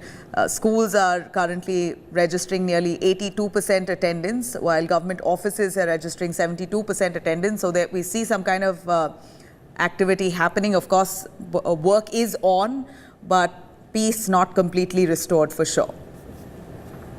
बातचीत तो होनी चाहिए, दोनों समुदाय में बातचीत होनी चाहिए, और जो भी मतभेद या मनभेद है वो दूर होने चाहिए। अपेक्षा करते हैं कि जो लोग भी इनिशिएटिव ले रहे हैं वो राज्य सरकार या केंद्र सरकार जहाँ से जिस लेवल पे इनिशिएटिव हो रहा है, जहाँ कुछ और लोग इनिशिएटिव ले रहे हैं, उसका आउटकम अच्छा होगा और वापस से शांति बहाल होगी। 4 मई की वो घटना है, उसके बाद 18 मई को FIR लिखी जाती है, 12 जून को NCW को शिकायत दी जाती है, सदन का सत्र शुरू होता है और वो वीडियो वायरल होता है, उसके बाद उस पर कार्रवाई होती है। आपको लगता है कोई कानून व्यवस्था नाम की चीज बची हुई है? और CBI और बाकी जो इनकी संस्थाएं हैं, ये अब तक क्या कर रही थी? इस बात का इंतजार कर रही थी कि जब देश में इसको लेके हंगामा होगा तब हम रस्मदायगी करेंगे। जैसे अंग्रेजी में कहते हैं ना, too little too late. CBI को जांच देना, सौंपना 80-85 दिन घटना को हो गए, उसके बाद एक विषय है, लेकिन पिछले 80-85 दिन से जब से मणिपुर जल रहा है, वहाँ सरकार क्यों अभी तक बर्खास्त नहीं की गई? सरकार अगर नहीं चाहते तो देर होते रहेंगे। मुझे लगता है ये ड्रैग करेगी, धीरे धीरे और आगे ले जाएंगे और बीच बीच में कोई कार्रवाई करेंगे, जैसे कि CBI की जांच सौंपने का बात कर रहे हैं, किसी को पकड़ेंगे। अभी कहते हैं कि सुप्रीम कोर्ट, वहाँ से कोर्ट दूसरी जगह हटा के विचार किया जाना चाहिए। ये तरह तरह की बहाना और बात करके करके ये मसले को लघु मतलब पतला करने की कोशिश करेगी। केवल 2-4 लोगों का एक इंसिडेंट को लेकर के CBI के द्वारा इन्वेस्टिगेट करना और बाहर उसका ट्रायल हो, ये सब नाटक है। क्योंकि मणिपुर में कितनी हिंसाएं हुई हैं, वहाँ के मुख्यमंत्री बीरेंद्र सिंह जी ने कहा ऐसे तो सैकड़ों हजारें हुए, तो कितने मामले CBI को हैंड ओवर करेंगे, कितने मामले मणिपुर के बाहर ट्रायल कराएंगे। All right, now meanwhile Manipur remains on the edge amid clashes between Meiteis and Kukis. The Meitai women stand guard, not allowing for any of the Kuki people to come into their village in West Imphal. They're carrying torches, batons overnight. In fact, there are fears that Kuki people might enter and attack them, so they've blocked off, acting as guards themselves. Ashutosh Mishra, our correspondent, who's right there on ground in Manipur, brings us more. Once a torchbearer for women's rights, these Maira Paibi women in Manipur are now the primary guarding force of their village besides the armed forces and the local police. This is not about law and order situation. This explains the lack of faith and trust between two communities as the Kuki families have left the Imphal or the valley areas. But here in Imphal West, there are n number of villages. We have seen women literally putting up barricades, bunkers near the bordering areas to the Kuki villages. But in the plains, it is the lack of faith as they believe that the other side could potentially intrude in and then trigger a violence, and that exactly the reason why we see these Mira Paibi women in a huge number, even in the midnight, carrying out patrolling in their areas, barricading their areas, and even sitting to ensure their territory remains safe. They believe that it is time to carry out their duties to protect their families, their children, and their village. This explains the furious situation in Manipur. While nations sleep, literally midnight, here we see the women are on the road, on the street, sitting on the road. ये मायरा पाइबी को लोग जानते थे कि महिलाओं के अधिकार के लिए लड़ने वाला एक संगठन था। इतनी रात को इस घाटी की महिलाओं को सड़क पर क्यों उतरना पड़ा? आजकल के जो हिंसा मणिपुर की सिचुएशन है, उसके कारण हम लोगों को घर में सोने के बजाय अपने गांव की रक्षा के लिए, ताकि कोई हमारा घर न जला दे, गोली न चला दे, इसलिए हम लोगों को रात को गांव की निगरानी करना पड़ रहा है। हम लोग इसलिए बैठे हैं ताकि कोई भी एंटी सोशल एलिमेंट हमारे यहाँ पर आकर हमारे घर न जलाए, हमारे बच्चों को गोली न चलाएं, इसके लिए हम लोग रात को यहाँ पर एक साथ बैठकर। एंटी सोशल एलिमेंट मतलब कौन? मतलब कि जैसे आजकल किसी पे भी गोली चला देते हैं, घर जला रहे हैं आके, इन सब से हमको अपना घर अपना गांव बचाना है। It's midnight here in Imphal. Probably entire nation is having a good and sound sleep.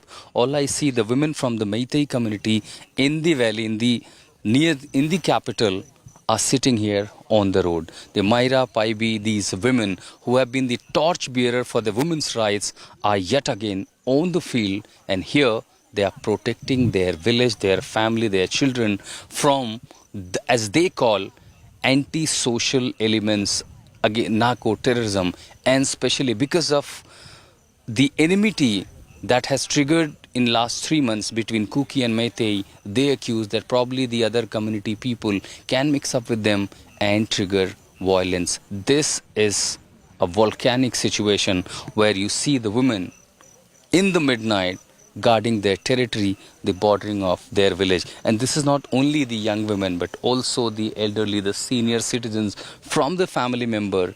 Instead of taking rest, they are now yet again has become not just torchbearer, but also guard of their villages, their territories, their areas.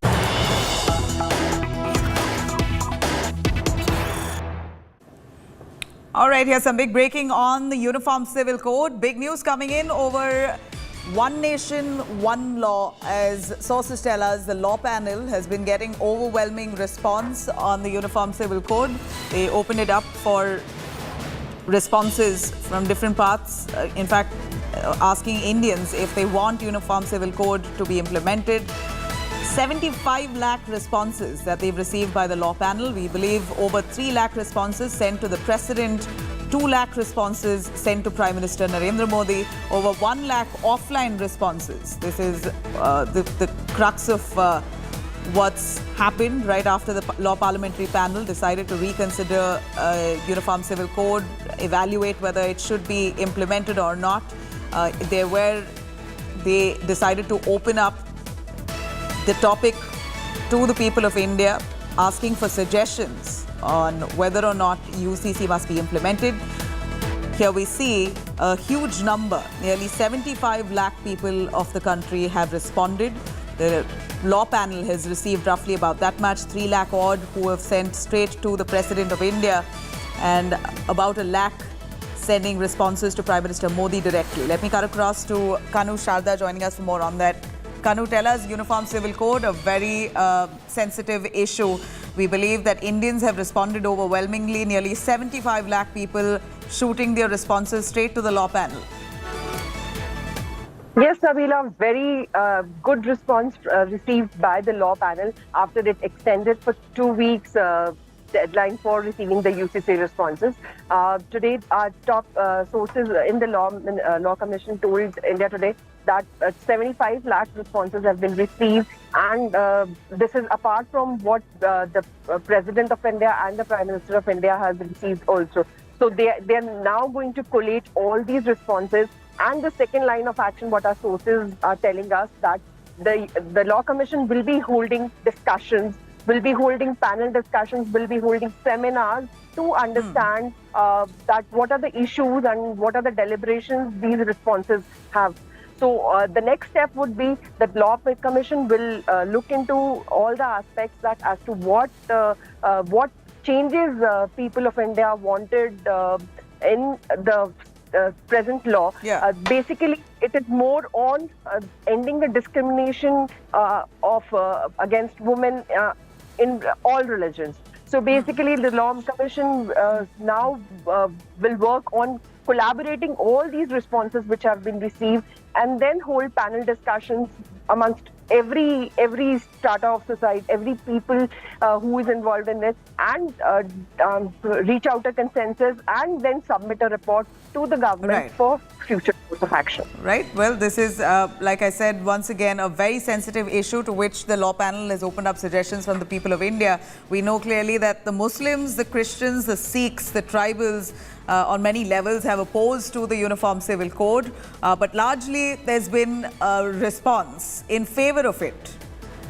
Of course, at this point, the Law Commission will be dissecting all those responses that they've received, nearly 75 lakhs that they now have to comb through.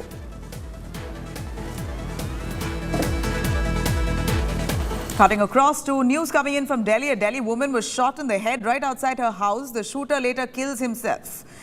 A 40-year-old woman was shot dead in front of her home in Delhi's Dadri area. On Thursday night, the police says the attacker, identified as Ashish, shot the woman right in the head and fled from the spot. Later, he killed himself on his terrace with a country-made pistol. Ashish and Renu reportedly knew each other as they went to the same gym a couple of years ago. In fact, the woman identified as Renu Goyal was rushed to the hospital. Immediately after the attack, she was declared, unfortunately, dead. Renu was a housewife, survived by her husband and 3 children. Giving more details, the DCP has said the murder motive prima facie seems to be personal enmity, but the police still are investigating all angles.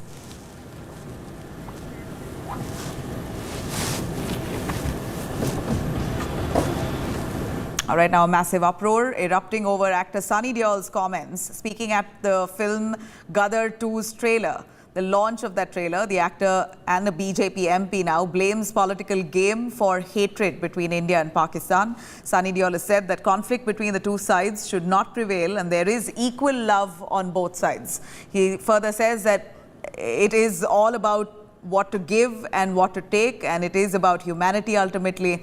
However, the actor was brutally trolled for his diplomatic stand. Army veteran has slammed Sunny Deol, stating that the actor has not taken a Pakistani bullet in the chest, so is speaking erratically. Sharpening the attack, he says that commercial interests should not make a person blind. कुछ ले जाने की या लेने की और देने की बात नहीं होती. बात होती है कि एक इंसानियत की होती है. ये झगड़े नहीं होने चाहिए. दोनों तरफ उतना ही प्यार है. ये सियासी खेल होता है जो ये सब नफरतें पैदा करता है और वही आप देखेंगे इस फिल्म में भी. जनता नहीं कोई चाहती कि एक दूसरे के साथ हम झगड़े या लड़े, बिकॉज आखिर है तो सब इसी मिट्टी से. अगर वो जो पाकिस्तान के साथ अपने संबंध अच्छे करने की सोच रहे हैं, उनको ये भी पता होना चाहिए कि वो भी गुरदासपुर के एमपी हैं. हमारे जो सन्नी देओल जी हैं वो तो पाकिस्तान के बारे में बोल रहे हैं कि वो उनके साथ संबंध अच्छे होने चाहिए. सन्नी देओल जी को ये पता होना चाहिए कि गुरदासपुर में इतने हड़ आए हैं, इतना कोई दिक्कत में गुरदासपुर है. उनके तो जो बोर्ड लगे हैं, गुमशुदा के बोर्ड भी लगे हुए हैं, पठानकोट में भी लगे हुए हैं, गुरदासपुर में भी लगे हुए हैं. उनको इधर का भी ध्यान देना चाहिए. यहाँ का जो वो सांसद हैं, यहाँ के लिए तो उन्होंने कुछ कहा नहीं, ना कुछ किया यहाँ के लिए, और वो बात पाकिस्तान की कर रहे हैं कि उनके साथ संबंध अच्छे होने चाहिए. तो जो जिन्होंने आपको वोट दिए गुरदासपुर के लिए, जिन्होंने आपको सांसद बनाया है, तो उनके लिए तो आप कुछ नहीं कर रहे. All right, coming up next, the news tightens around former US President Donald Trump. Trump has been charged with seeking to delete security footage and documents case. More on that coming up next.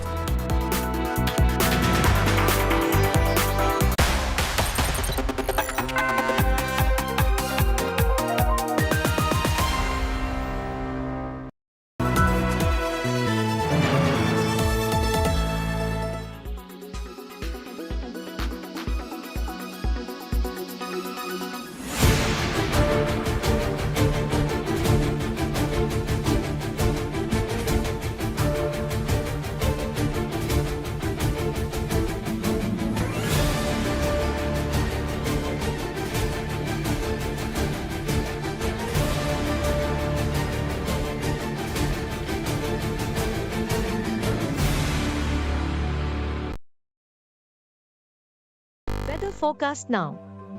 Delhi, maximum 33 and minimum 27 degrees. Mumbai, maximum 27 and minimum 25 degrees. Kolkata, maximum 33 and minimum 26 degrees. Bengaluru, maximum 27 and minimum 21 degrees. Chennai, maximum 34 and minimum 27 degrees. Hyderabad, maximum 26 and minimum 22 degrees.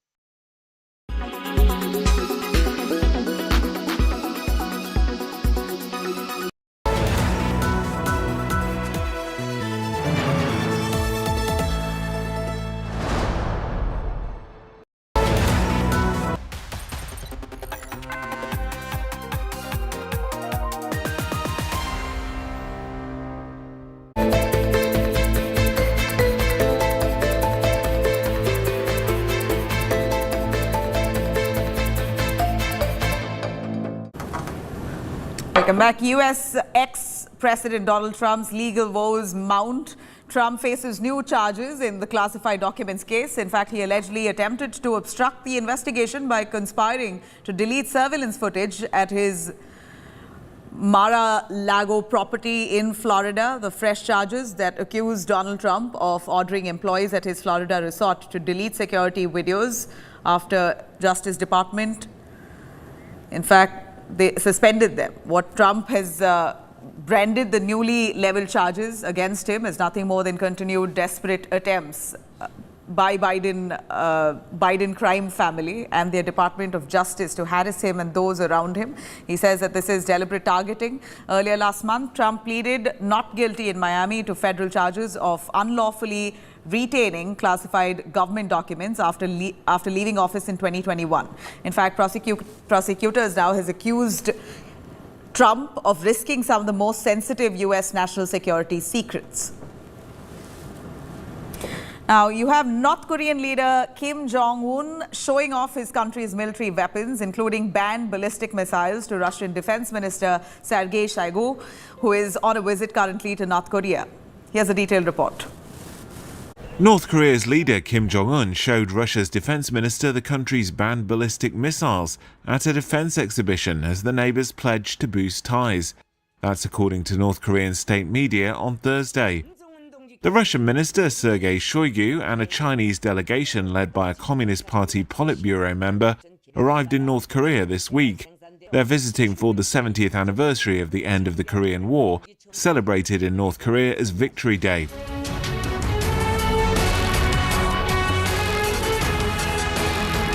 The nuclear-capable missiles were banned under UN Security Council resolutions adopted with Russian and Chinese support. But they provided a striking backdrop for a show of solidarity by three countries united by their rivalry with the US. Shoigu is making the first visit by a Russian defense minister to North Korea since the fall of the Soviet Union. For North Korea, the arrival of the delegations marks its first major opening up to the world since the COVID-19 pandemic. North Korean media reported that Shoigu gave Kim a letter from Russian President Vladimir Putin. Kim said the visit had deepened what he called the strategic and traditional relations between North Korea and Russia. North Korean media said Kim expressed the belief that, quote, the Russian army and people would achieve big successes in the struggle for building a powerful country. Local media reports on KCNA did not refer to the war in Ukraine.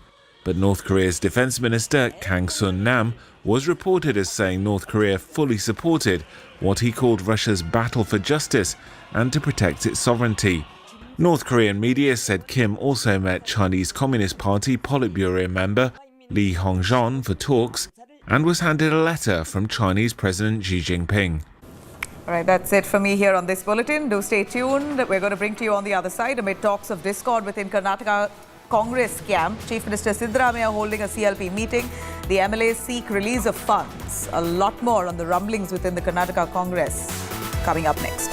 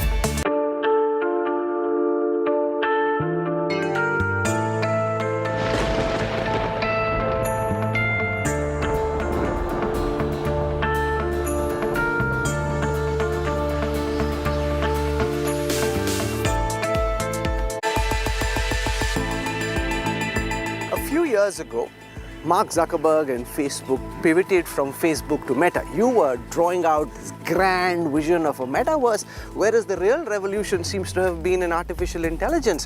While you have been working in that sphere, would you accept that Meta was caught off guard? You were building one castle in the air, which is still looking like a castle in the air. You're moving incrementally towards your vision of Meta, whereas the real game seems to have been another one where you're now trying to catch up, but would you accept being caught off guard? No, not really, on several counts. Firstly, you can't build the so-called metaverse. What does the metaverse mean? The metaverse basically means like a sort of immersive internet. So instead of looking at something on your phone, you're actually wearing glasses and you're communicating with people in avatar or even eventually in hologram form. You can't build that without AI. I think that approach to open innovation is something we've always believed in, and I think will really help going forward as well.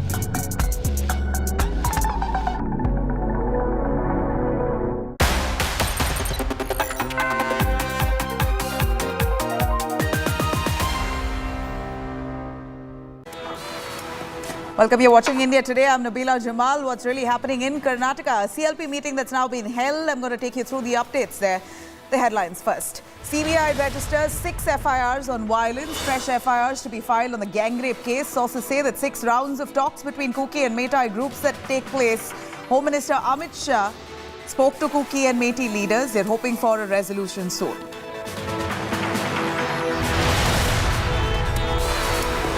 Law panel sources say overwhelming response received on the Uniform Civil Code. Over 2 lakh responses sent to Prime Minister Modi.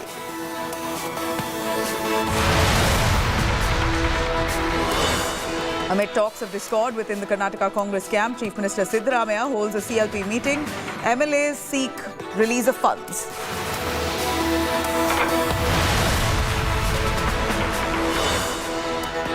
And BJP protests over Udupi College row. BJP Padayatra demanding justice. Cops deny any communal angle.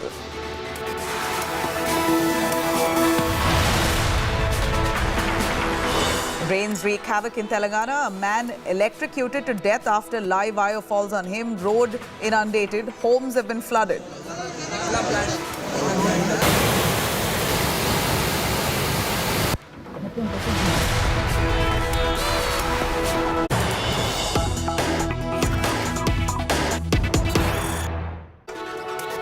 All right, now even as there's a lot of talk about MLAs not happy with the cabinet ministers, big news coming in that all Karnataka ministers now are likely to be summoned by the High Command on August 2nd to meet in Delhi. After the crucial CLP meeting that was held in Bengaluru yesterday, top brass likely to summon ministers on 2nd of August. Now, you know the reaction that came in from the MLAs itself. In fact, what MLAs had said that ministers aren't listening to them, funds aren't being issued, their constituencies are being deprived, etc. The reaction came in from the Deputy Chief Minister D.K. Shivkumar was that development will have to wait, that priority right now is the 5 guarantees, and he made no bones of it. Of course, that made it very clear that there is a cash crunch. So now, MLAs at the CLP meeting, we believe, have said that they apologize for creating a controversy of it, but aren't very happy with the way ministers are responding to them. Let me cut across to Sagai Raj, joining us live for more on that. Sagai, tell us more. What we know here is that many new faces have been accommodated in the cabinet. Many old ones have been left out of the cabinet. So it seems like there is a level of animosity between the old and the new. The MLAs now have to go to ministers to get their works done. Many seniors now will have to bend to their juniors who are now cabinet ministers. It seems like that confusion is really leading to this kind of, controversy itself that we hear from Karnataka. Tell us what happened in the CLP meeting. Absolutely, as you rightly pointed out, this is one of the theory where the senior MLAs are quite reluctant to go ahead and request from the junior MLAs who have been appointed as new cabinet ministers. And this is one of the crux of the story. And if you talk about the other things which has been discussed in the CLP meeting is that usually the MLA have a provision to appoint their own personal assistant under a government pay scale. So when it comes to the appointment of a PA, that are personal assistant, most of the MLAs wanted their PDOs, that is Panchayat Development Officers, as their PO. As their PA, but it was been cancelled from this government. This new government has cancelled this, but the MLAs were unhappy with that, and they had written the letter saying that you should go ahead and allow this provision to appoint a PDO. And thereafter, Chief Minister intervened, and he has asked the ministers to keep MLAs happy and address their issue, and also allow them to appoint the PDOs as their PA. So there was amendments which was being made where they can allow PDOs as PA now after CM's instruction. And two, Chief Minister have also asked all the ministers to go ahead and take MLAs into confidence when there are transfers happening. Transfer at what level? Panchayat, constituency and local level. When it comes to district level at a revenue office or at RDPR office, you do not take their confidence. Rather, you can appoint on your own. But when it comes to local, constituency, panchayat level and taluk level, you have to take them into confidence. You have to entertain them. So all those things were solved yesterday, and perhaps yesterday's meeting has come to an end on a happy note for many of the MLAs, but few MLAs also raised the concern saying that the PA of Chief Minister has more value than the MLAs who are not getting any kind of access to the ministers of Chief Ministers. So this is something that the Chief Minister, the Deputy will have to iron out. But instead we heard what DK Shivakumar said outrightly, that there are no funds. There is a cash crunch because they are going forward with implementing the 5 guarantees. So MLAs will have to wait. In fact, DK Shivakumar clarifies that the ongoing developmental projects will be currently halted. He's asked his party men to refrain from taking up any new projects in the first place. This comes after Chief Minister Siddaramaiah chaired a crucial CLP meeting on Thursday amid rumours of dissatisfaction among the MLAs. In fact, the meet comes days after 11 MLAs, Congress MLAs, wrote to the Chief Minister claiming that district in charge ministers were not paying heed to MLAs' requests and that funds allocated for their constituencies were not being released. Sources have told India Today that Congress MLA Baswaraj Raya Reddy has defended writing the letter saying legislators only wanted the ministers respond to their demands, claiming that there was no anti-party or anti-government motives behind it. Siddaramaiah has asked his ministers now to cooperate with the MLAs. We have said them this year you may find difficult for the new grants, which is already budget has been already been closed. Now we have implemented the guarantee. They have agreed to it, and we should see that you should all the programs should reach the people of Karnataka. Development, hey, we are doing development. We are not stopping development, but the development which has been passed earlier, some of them which has been taken already started, we can't stop it. Which are not stopped, we are changing. ಕೆಲವು MLAಗಳು legislative party meeting ಕರೀರಿ ಅಂತ ಪತ್ರ ಕೊಟ್ಟಿದ್ದಾರೆ. ನಾನೇ ಕರಿಬೇಕು ಅಂತಿದ್ದೆ, ಅವರು ಪತ್ರ ಕೊಟ್ಟಿದ್ದು. ಆಮೇಲೆ ಕರೆದಿದ್ದೆ, ಇವತ್ತು ಚರ್ಚೆ ಮಾಡಿದ್ದೀವಿ. MLAಗಳು ಅವ್ರ ಕ್ಷೇತ್ರದ ಸಮಸ್ಯೆಗಳನ್ನು ಹೇಳಿದ್ದಾರೆ. ಕೆಲವು ಟ್ರಾನ್ಸ್ಫರ್ಗಳಾಗಿಲ್ಲ ಅಂತ ಹೇಳಿದ್ದಾರೆ ಅವ್ರ ಕ್ಷೇತ್ರದವರು. ಅದೆಲ್ಲ ಮಾಡ್ಕೋಣ ಅಂತ ಹೇಳಿ ಅವರ ಕ್ಷೇತ್ರದ ಕೆಲಸಗಳು ಕೂಡ ಮಾಡ್ಕೋಣ. ಅದನ್ನು ಕೂಡ ಕ್ಲಾರಿಫಿಕೇಶನ್ ಮಾಡಿದರು ಮುಖ್ಯಮಂತ್ರಿಗಳು. ನೀವು ಪತ್ರ ಬರೆಯೋದು ಅಷ್ಟೊಂದು ಸೂಕ್ತ ಅಲ್ಲ, ನನಗೆ ಓರಲ್ಲಾಗಿ ಹೇಳಿದರೆ ನಾನು ಕರೀತಾ ಇದ್ದೆ. ಈ ಪತ್ರ ಬರೆದು ಸಿಗ್ನೇಚರ್ ಕ್ಯಾಂಪೇನ್ ಮಾಡುವಂಥ ಸಂಪ್ರದಾಯ ಮಾಡೋದು ಬೇಡ ಇನ್ನು ಮುಂದೆ ಅಂತೇಳಿ ಸಿಗ್ನೇಚರ್ ಕ್ಯಾಂಪೇನ್ ಮಾಡಬೇಕು ಅನ್ನೋ ಅರ್ಥದಲ್ಲಿ ಮಾಡಿಲ್ಲ ಅಂತೇಳಿ ಅವರೆಲ್ಲರೂ ಕೂಡ ಮಾನ್ಯ ಮುಖ್ಯಮಂತ್ರಿಗಳನ್ನು, ಅಧ್ಯಕ್ಷರನ್ನು ಕ್ಷಮೆ ಕೇಳಿದರು. Meeting nothing much, we just discussed about how the administration should go on, and if there are any shortcomings, CM has assured us that he will take care of it, and the Deputy CM has also assured us, and they are going to plan it in a way that even the development will not be hindered. All right, we heard many of the leaders reacting after the CLP meeting. Sagai, tell us more. We believe that MLAs have apologized for shooting off a letter. First, there was a lot of talk that letter was fake, but now it seems like they've accepted that there was something like a letter where 11 MLAs signed on it. And we also heard Parmeshwara saying enough of this signature campaign. One should have come to us orally and spoken. What was the need to create a controversy, to which apology has come from those MLAs. Is it true? See, according to sources, Baswaraj Rai Reddy have stood in the meeting and spoken about this entire letter. But he also says that the content was different and what was shown in the media was totally different. We were worried, we were unhappy with the response from few ministers. So we want to convey that message to you. But there were more things which was been added in the letter which was being circulated on mainstream media as well as social media. And he has also pointed out that this particular letter is not aiming that this should be anti-party or anti-government. It was just to convey, a message should be conveyed to you. That is the reason they have written a letter, and the message is reached, and we want these messages should be addressed. So this was issue which was been raised by Baswaraj Rai Reddy, who have admitted that they have written a letter, but the content was totally different than what was being accessed by mainstream and social media. Thank you very much, Sagai, for joining us on that. Well, we clearly here the priority of the Karnataka government has been made clear. They want to ensure that guarantees are implemented. A lot of the freebies that they announced, a lot of the budget that's been announced goes into accommodating that. Deputy Chief Minister D.K. Shivkumar has very clearly said that the Congress government will not be able to provide development this year owing to financial constraints caused by the 5 guarantees. Now, question is, if those 5 guarantees, a lot of them considered as freebies, will now allow the Karnataka Congress government for any kind of development in the near future. Have their coffers really emptied in the name of those poll promises? A detailed report. The Siddaramaiah government has started feeling the pinch after implementing freebies that won the Congress elections in Karnataka.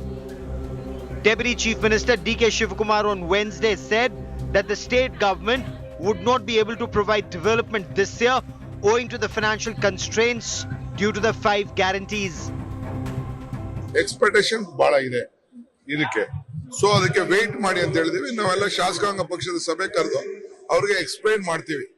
ಪರಿಸ್ಥಿತಿ ಮುಖ್ಯಮಂತ್ರಿಗಳು ಹೇಳಿದ್ದಾರೆ, budget ಮಾಡುವಂತ ಸಂದರ್ಭದಲ್ಲಿ ಮಂತ್ರಿಗಳು ಕೂಡ ಅವರು ಸ್ವಲ್ಪ ತಾಳ್ಮೆಯಿಂದ ಇರಬೇಕು. Earlier this month, Chief Minister Siddaramaiah presented the state budget in which he earmarked nearly 40,000 crore rupees for the Congress party's 5 guarantees that include 2,000 rupees to every woman head of household, 200 units of free electricity to every household, 10 kgs of rice to every family below poverty line, payment to unemployed graduates and diploma holders, and free travel for women in public transport buses. The Congress has accused the previous BJP government of leaving the state coffers depleted. Striking back at the Siddaramaiah government, the BJP insisted that the 5 guarantees have still not been implemented, and now the Congress government is unable to deliver development too. They've taken 85,000 crore loan for this year.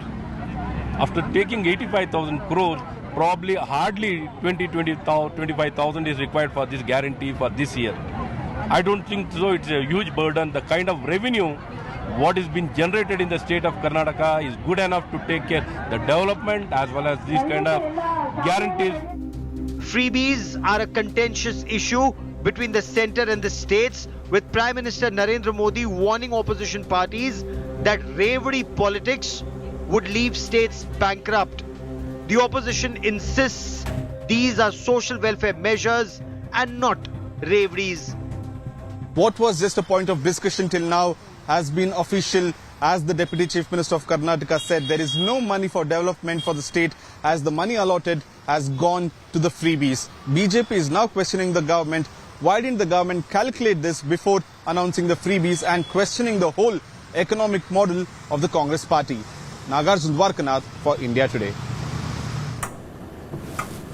Now, high drama has unfolded outside Chief Minister Siddaramaiah's residence on Thursday morning. A senior citizen who lives in the opposite house blocked the Chief Minister's car and complained of no access to step out. In fact, he says he was barely able to find ground when he stepped out of a car. That's how bad the roads are. He demanded immediate solution to the parking woes that he and his family faces. Senior citizen Narottam has complained that people who came to meet the Chief Minister parked their vehicles all over the place right outside his house, blocking the entire gate, making it very difficult for family members to take out their vehicles. Narottam first argued with the security personnel and police officials deployed outside the Chief Minister's residence, and then he blocked Siddaramaia's vehicle as well, following which the Chief Minister Siddaramaiah rolled down his window, heard out Narottam, directed one of the security personnel to take quick action.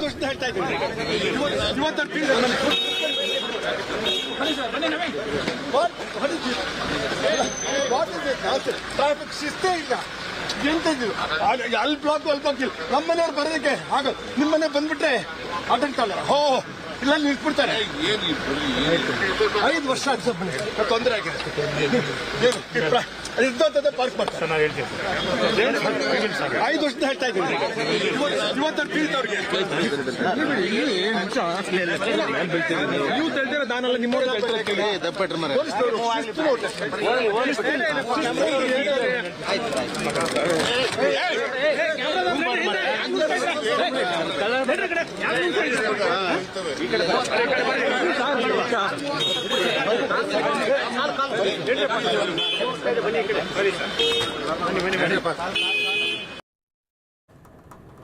Sagai, did Siddaramaiah finally respond? We know the struggle the man really is speaking of, because that's a very narrow road towards Siddaramaiah's residence.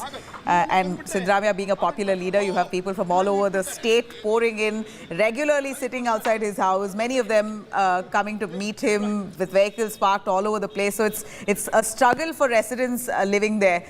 So totally acceptable what he says. Absolutely, and it is a nightmare for many of the neighbors in that particular vicinity. Remember, Kumarakupa Road is one of those old Bengaluru place where all the residential area, all people from a long time living there, and Siddaramaiah have his CM bungalow there. There are 3 issues which was been highlighted by the neighbors over there. One is the traffic jam, where people, whoever comes to CM's residence, they park the vehicle wherever they want. So end of the day, people, the neighbors who have their own house, they don't have the place to park. And 2, the people whoever comes, for an example, the relatives of their neighbors reaches that place, they are being not allowed to take the vehicle inside there, because they have been stopped at a checkpoint. They have been asked to get down and walk till that place. And 3rd, the banners. In and around Chief Minister's residence, Nabila, when you were in Bengaluru, you also reported that there were several banners in and around Chief Minister's residence, blocking sunlight, blocking fresh air for them. So they have highlighted all these issues, and Chief Minister has also instructed the security officers, saying that all these neighbors should not face any kind of problem. But end of the day, it is in a residential area. People have to face the problem. Even Narottam, who spoke to us, he said that this issue was raised earlier as well when one of the commissioners was here. It was all dealt for 1 or 2 days, and after that everything is back to the old days. So even now he believes that after Chief Minister's instruction, they are not allowing the vehicles to be parked near his residence. But still, this might not stay for a longer time. Probably when the more crowd comes, they might hijack or encroach that particular place. So this is the ordeal of the people, and that they wanted Chief Minister to hear them out and address this particular issue. Thank you very much, Sagai, for joining us on that. There's a lot more coming in from the state of Karnataka. A showdown over Udupi College washroom row that continues to spill on the streets of Karnataka's capital. BJP has staged a massive protest against Karnataka state government. The BJP is now demanding that a probe be handed over to the CBI, or a special investigation team must take this up, saying that this case requires impartial investigation. While demanding strict action against perpetrators, the BJP has also accused the Congress of siding with the accused in this matter. Amidst the ongoing row over Udupi washroom, the video incident where cameras were allegedly placed inside the washroom trying to capture images of girls inside toilets, the member of the NCW and the BJP leader Kushboo Sundar, who arrived at the college, dismissed rumours of hidden cameras being placed inside the college restroom. But she also clarifies that while the presence of hidden cameras is a rumour, the incident has not been deemed as a rumour yet. Further, cops have denied any communal angle, saying that this is a deliberate misinformation being spread. We are having some details, some information. We will share that information. We need the inquiry about what are the information we are giving. We need that inquiry to be done. So the government is acting like a deaf and dumb. Even our CM, our Home Minister, is neglecting these issues by saying it is a small issue, childish issue. That means what is childish issue? We should come to know. We should tell the issues. It is childish issue or the serious issue. We want to know. We are demanding for impartial inquiry. And they are putting a lot of pressure on police people, I think. So, without any bias, they have to make the inquiry, and culprits are really, they should be punished. How the investigation is going on, we have a full doubtful on that. Because, see, the police is controlled by the state government and by the Home Minister. If you give the statement of the Home Minister, he says it's a silly matter. I think no ladies will think it's a silly matter. There is not, absolutely not. That is why I said if there are rumors of hidden cameras in the toilets, please understand there's nil. Nothing to it, zilch. There's a rumor which is going around, and there are false videos which have been going around that there are hidden cameras. It's an institution and there cannot be any hidden cameras. So please do not follow these kind of stories. All right, Annika Keshav, who's been tracking all the developments coming in on the Udupi story. Annika, tell us more. There's still a lot of ambiguity on whether there were hidden cameras inside that toilet, the girls' toilet, or not. And this protest, give us more on that. They want, the BJP demands for this investigation to be taken up by the CBI. You know, Nabila, there are a lot of unanswered questions in this case. We cannot outright jump into any sort of conclusions without any sort of, without any sort of authentication. The police right now are doing their job. All the 3 phones have been confiscated. They are under forensic trials right now. After the forensic investigation, we will be able to retrieve the deleted videos to really find out what were the videos, how many girls' videos have been recorded. Was it only one? Was it only Anushri? Or, or are there more girls whose private videos were recorded? At this point, as factually and objectively that we are trying to report here from Udupi, no 20-year-old would do this as a prank. No 20-year-old is childish enough to keep a hidden camera in a girl's washroom to record as a joke. No 20-year-old would find it as a joke. So it really sounds a little suspicious when we hear, when we hear excuses from the college that this entire thing was a prank as a joke. Because even if we look at this whole matter factually, in no certain angle, it looks like it was a joke. This is travesty of women's dignity, travesty of justice. That's why we had BJP, all the BJP workers, including Udupi MLA Yashpal Suvarna, they staged a 3-kilometer yatra from BJP office to the SP office, which is about 3 kilometers. It happened from 10 a.m. to 11:30 a.m. It happened all through that. They even submitted a letter to the SP, is what we're being told. They are demanding, justice for this. Even the BJP at this point is alleging that this whole investigation is not being done impartially. We cannot outright say that, but this is what the BJP is saying. There is, the investigation has to be done, and then we can comment on this. At this point, it's too early to even jump to any sort of conclusions, because this is about a girl's dignity, a girl's private matter. We have to wait until the police comes out and speaks to the media. All right, thank you very much, Annika, for joining us. We know now that there's more on this, with the BJP questioning the cops probe in the Udupi College row. The questions here that the BJP has posed is that the college authorities made the accused write an apology letter and then let them off. Why were the phones, in fact, they claim that the college management conveniently confiscated those phones and did not let any details to come out as well. Well, that said, the questions now on the prank angle. The police is probing the prank angle itself. What exactly is this case all about? What's the real truth behind it? We see the ABVP, a bunch of the BJP organizations who are holding protests and asking for answers on the same, with Kushboo Sundar also landing up herself at the college in Udupi to try and understand the truth. Anaga, with Kushboo Sundar now arriving at the college, what did she find after speaking with the college management? Why did she say that there were no hidden cameras? I agree, but the police will have to say this. An investigation has to really reveal this. And give us more on the police's angles that they're probing. Absolutely. There was a misinterpretation about Kushboo's lines. She was here on the ground in Udupi College. She spoke to the Udupi's college officers for about 7 long hours.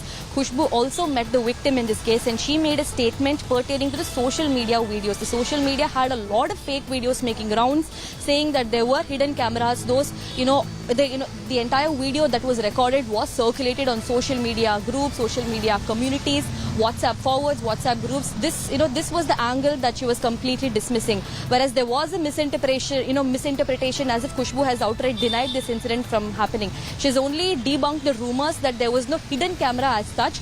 But this case is still under investigation. There was a mobile, that was fitted over there, where inside the girls' washroom.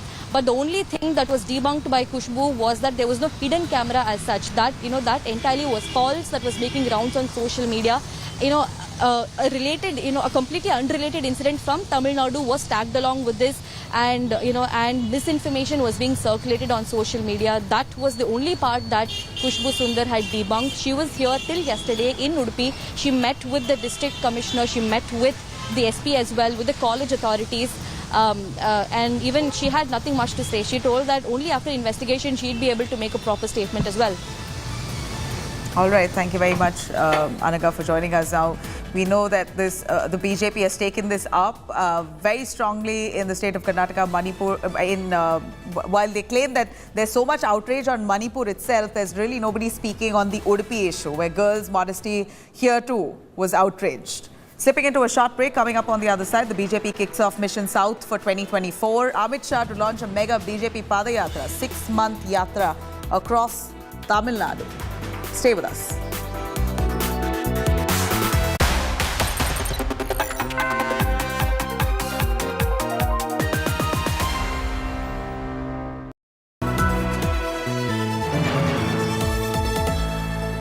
Several villages in Turbang areas were burned in the ethnic clashes, the violence and all. I see only the footprints, everything that burned to these ashes. They blame for everything that is happening here to the Kuki government. We are only defending ourselves. There is a literally line of this area towards the Kuki side where you have a huge number of bunkers. No one could ever imagine that in a state, in the same country, in the same district, we will ever see such situation which has become a battlefield. And I could say this is a war zone in Manipur. Grounded in journalism, on the ground reporting, only on India Today TV.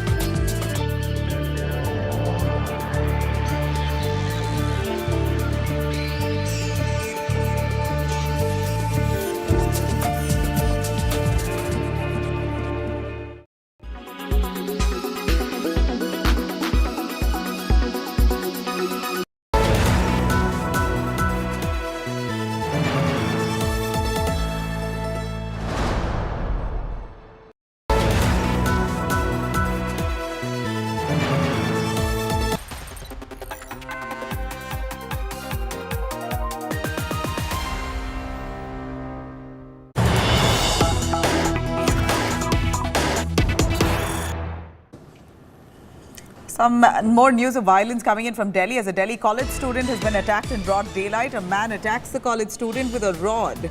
College student dies on the spot post the attack. The accused boy attacked the girl with a rod near Delhi's Aurobindo College. The accused has absconded from the spot, whose age is around 25 years, we believe. The girl's body has been recovered. Very, very unfortunate incident that's reported in Malviya Nagar, a case of brutality where a boy about roughly 25 years old goes straight at a girl with a rod, attacks her, and she drops dead. This has happened in the national capital, Delhi. Malviya Nagar, this has been reported. A college student dies right on the spot after a boy came in with a rod, struck her head, and she fell to death. Arvind Oja joining us for more on that. Arvind, ये लड़की कौन है, लड़का कौन है, ये क्यों हुआ, कोई रीजन पता है इसके अटैक का? देखिए, ये अक्यूज जो है अभी एब्सकॉन्डिंग है और जो पूरा इंसिडेंट है ये साउथ दिल्ली का पॉश इलाका है मालवीय नगर, वहां पर अरविंदो कॉलेज है, उसके बगल में एक पार्क है। उस पार्क में ये इंसिडेंट हुआ है जब पुलिस को जानकारी मिली कि एक लड़की की बॉडी मिली हुई। स्पॉट पर जब दिल्ली पुलिस की टीम पहुंची तो लड़की पूरी तरह से खून से लथपथ थी और वहीं लड़की की मौत हो गई थी। जो अक्यूज्ड है वो एब्सकॉन्डिंग था, लेकिन स्पॉट पर एक आयरन रॉड मिला था। तो ऐसे में ये जो आशंका है जताई जा रही है कि आयरन रॉड से लड़की के सर पर अटैक किया गया और इस वजह से उसकी मौत हो गई। जो डीसीपी साउथ है उन्होंने इंडिया टुडे को बताया है कि जो लड़की है डिजीज्ड है वो कमला नेहरू कॉलेज है साउथ दिल्ली में, वहां की स्टूडेंट थी। अब वो अरविंदो कॉलेज के पास पार्क में कैसे पहुंची, क्योंकि ये एक जांच का विषय है, ये एक इन्वेस्टिगेशन का सब्जेक्ट है। लेकिन चूंकि ये अरविंदो कॉलेज के ठीक बगल में ये पार्क है, ऐसे में कई स्टूडेंट्स वहां पर आते हैं घूमने फिरने के लिए। तो सुबह सुबह का ये इंसिडेंट है। पुलिस फिलहाल स्पॉट पर है। जो आसपास का सीसीटीवी फुटेज है वो खंगाल रही कि पार्क में किस किस की एंट्री हुई थी। लेकिन एक चीज हमारे साथ जुड़े रहिए अरविंद। जो स्वाति मालीवाल है DCW की chairperson, she joins us on the phone line. Miss Swati, do give us your sense of what's happened here. We understand that the girl was attacked by a boy. The motive is yet to be ascertained. He's absconding. CCTV footage is now being looked through. Yes, even I got to know about this incident, and it is very shocking because this is in broad daylight in front of Aurobindo College. I've been informed that the girl was brutally beaten up with iron rods, because of which she is in a very, very critical condition right now. So I'm trying to get my team to visit the family immediately, and we are trying to look into what has happened, and I believe the Delhi police is also investigating the matter. But what is known right now is that a boy has attacked this girl, and it's pretty heinous. And you see the kind of emboldening people are having in our country. In the capital in broad daylight, just a month back, a boy was beaten up and was killed because he tried to help a girl, a fellow student, protect her from sexual harassment in broad daylight right in front of the college. And now again something like this has happened. It's very unfortunate that even students are not safe in the capital, and the kind of crimes that are happening, it's just the numbers, the sheer brutality, the intensity, the horrific nature of these crimes is something which is really shocking. You know, and it's highly unfortunate. It's always the woman who bears the brunt of it. The boy comes straight at the girl and beats her with an iron rod, knowing very well that there will be consequences, but yet he decides to do it. So these cases of violence among youngsters on the rise. Absolutely. There is violence on the rise. There's violence amongst youngsters on the rise. There's a lot of intolerance. And I really think that people are not scared in our country. People feel that they can get away with anything. Because you see cases after cases, people who are rapists, people who are criminals, people who are murderers, somewhere they end up feeling that, they'll be able to just somehow maneuver the system and be able to kind of walk away free. And I think that is where all these crimes are stemming up from. There's hardly any deterrence. There is no certainty or swiftness of punishment. And till the time that is there, how do you instill fear amongst the masses that you can't just walk up to a woman and beat her and kill her? there was Sakshi murder case, there was Anjali murder case, and there was Shraddha Walker. I mean, the kind of horrific cases that are coming up, and the numbers have just gone up. They've shot up. Even Delhi Police's press release recently talked about how the number of murders have really increased in the capital.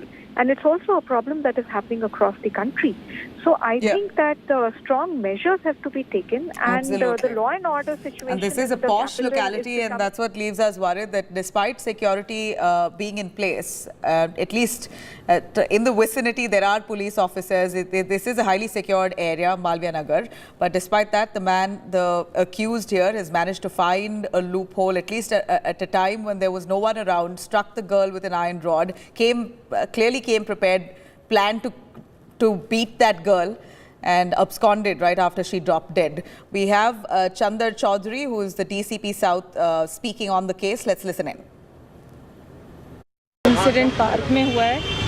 इसमें एक लड़की है, करीब 22-23 साल की उम्र है, इसकी कॉलेज स्टूडेंट है और ये अपने किसी फ्रेंड के साथ यहाँ पे आई हुई थी। यहाँ पे लगभग यंग लड़के लड़कियाँ यहाँ घूमते हैं, बगल में औरबिंदो कॉलेज भी है और उसके सर पे इंजरी है, लोहे के रॉड से मारा हुआ है और फर्दर इन्वेस्टिगेशन हम कर रहे हैं, लीगल एक्शन ले रहे हैं। छात्रा कौन से कॉलेज की है मैम? छात्रा कमला नेहरू कॉलेज की। And more reports of crime that came in from Delhi this morning. A Delhi woman was shot dead right outside her house. The shooter later kills himself. A 40-year-old woman was shot dead in front of her house in Delhi's Dabri area. Thursday night, last night this happened. The police said the attacker, identified as Ashish, shot the woman right at her head and fled from the spot. Later goes to his terrace and shoots himself with a country-made pistol. Ashish and Renu reportedly knew each other as they went to the same gym a couple of years ago. The woman, identified as Renu Goyal, was rushed to a hospital immediately after being attacked but was declared dead on arrival. Renu was a housewife survived by her husband and 3 children. Giving more details, the DCP has said the murder motive, prima facie, seems to be personal enmity. But the police are investigating the case from all angles. Police have also seized phones of Renu and Ashish to further investigate the matter. किसी जगह आप देखिए, ठीक इसी जगह पर गोली मारी गई थी। पुलिस को पता लगा कि एक महिला रेनू, जिनकी उम्र तकरीबन 42 साल है, सामने ही घर है, आप देख सकते हैं। यहाँ पर तमाम लोग उनके घर पे पहुँचे हुए हैं। सभी लोग शॉक्ड हैं।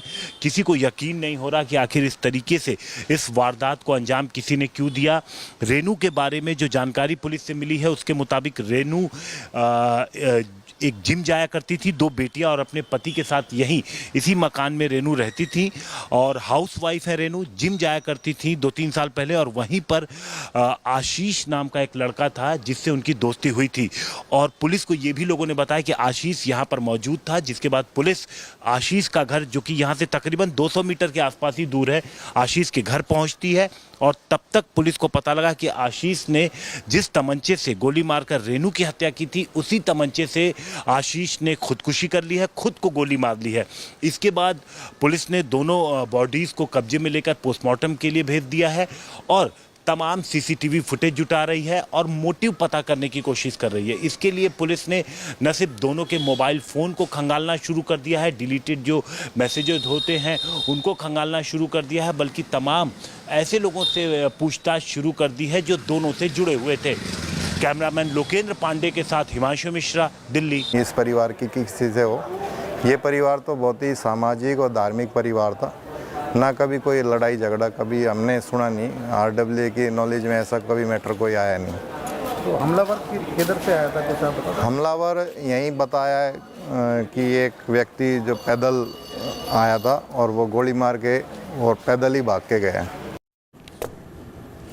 Cutting across to the BJP's Mission South that kicks off in Tamil Nadu today, 2024 polls. There's a big plan, the BJP carrying out a Padayatra fronted by Annamalai for 6 long months across Tamil Nadu. Union Home Minister Amit Shah flags it off, and in fact that event is this evening. Annamalai and Amit Shah to come together to launch their Enman En Makkal Yatra, which translates to My Land, My People, in Tamil Nadu's Rameshwaram. Right ahead of Lok Sabha polls 2024, BJP raising its poll pitch in the state of Tamil Nadu. The Padayatra is likely to be it is fronted by Annamalai, the Tamil Nadu BJP president. 6-month-long Padayatra that will begin all the way from Rameshwaram, will cover 39 parliamentary constituencies in the state. A 120-day yatra will end in Chennai on January 11th, 2024. Right ahead of the Lok Sabha polls. Annamalai says that the campaign will be conducted in 5 phases to cover all 39 parliamentary constituencies in the state. Shilpa Nair joining us live for more on that. Shilpa, tell us more. What time is the flag off of this massive Padayatra that's going to be launched by Annamalai, flagged off by Amit Shah himself? And tell us more about this. What do they intend to achieve? Well, Nabila, the event will start around 5:30 this evening. Union Home Minister Amit Shah is expected to land here in Rameshwaram around 4:50. So after that, he'll of course be proceeding towards the venue where the public meeting is being organized, and that is where he'll officially flag off the Padayatra for Annamalai. It's of course called the En Man En Makkal, which means my land, my people. And this of course is a prestigious yatra for the BJP here in Tamil Nadu. Annamalai hopes to cover all parliamentary constituencies in the state. The yatra will go on for around 160 odd days is what we are being told. It will be carried out in phases, and 11 massive public meetings have been organized as well in between this yatra. So clearly at this point in time, what the BJP wants to do is that, ahead of the crucial 2024 polls, they believe that this yatra will be a tool to galvanize support on ground, to garner support on ground. That is something that the BJP has been lacking as far as Tamil Nadu is concerned, the organizational support and the grassroots level support. So that is the reason why they are undertaking this months-long Padayatra in Tamil Nadu.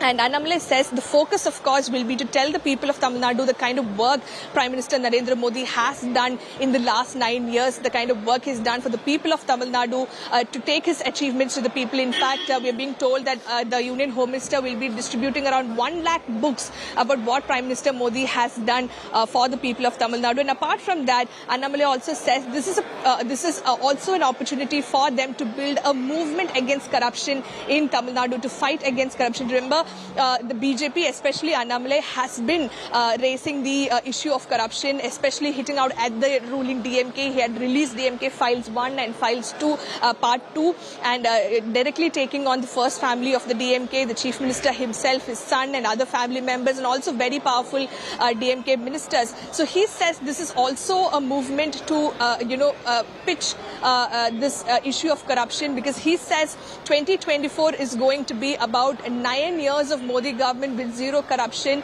versus 27 months of Stalin government with sky-high corruption. That is what Annamalai told us in an exclusive interview, just ahead of launching his Padayatra. So clearly, the BJP, of course, at this point in time, keeping its eye on the 2024 polls, they are, of course, going to kickstart this Padayatra today from Rameshwaram. Again, a very significant place. Annamalai says the reason why they chose this is also because of the spiritual connections Rameshwaram has, and also because of the fishermen. This place represents the Tamil fishermen. So a lot of political calculations going on as far as the BJP is concerned. Right. Annamalai now going to traverse through different parts of Tamil Nadu for a whole good 6 months ahead of 2024. This is the BJP's pitch ahead of the Lok Sabha elections, and corruption seems to be their primary campaign, or the cause that they're going to be taking up against the Tamil Nadu government.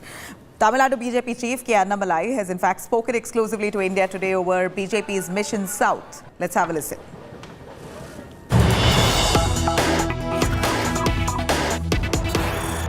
Joining us today is a very special guest, K. Annamalai. He is BJP's Tamil Nadu state president, a very young and dynamic leader emerging very strongly within the ranks of the BJP.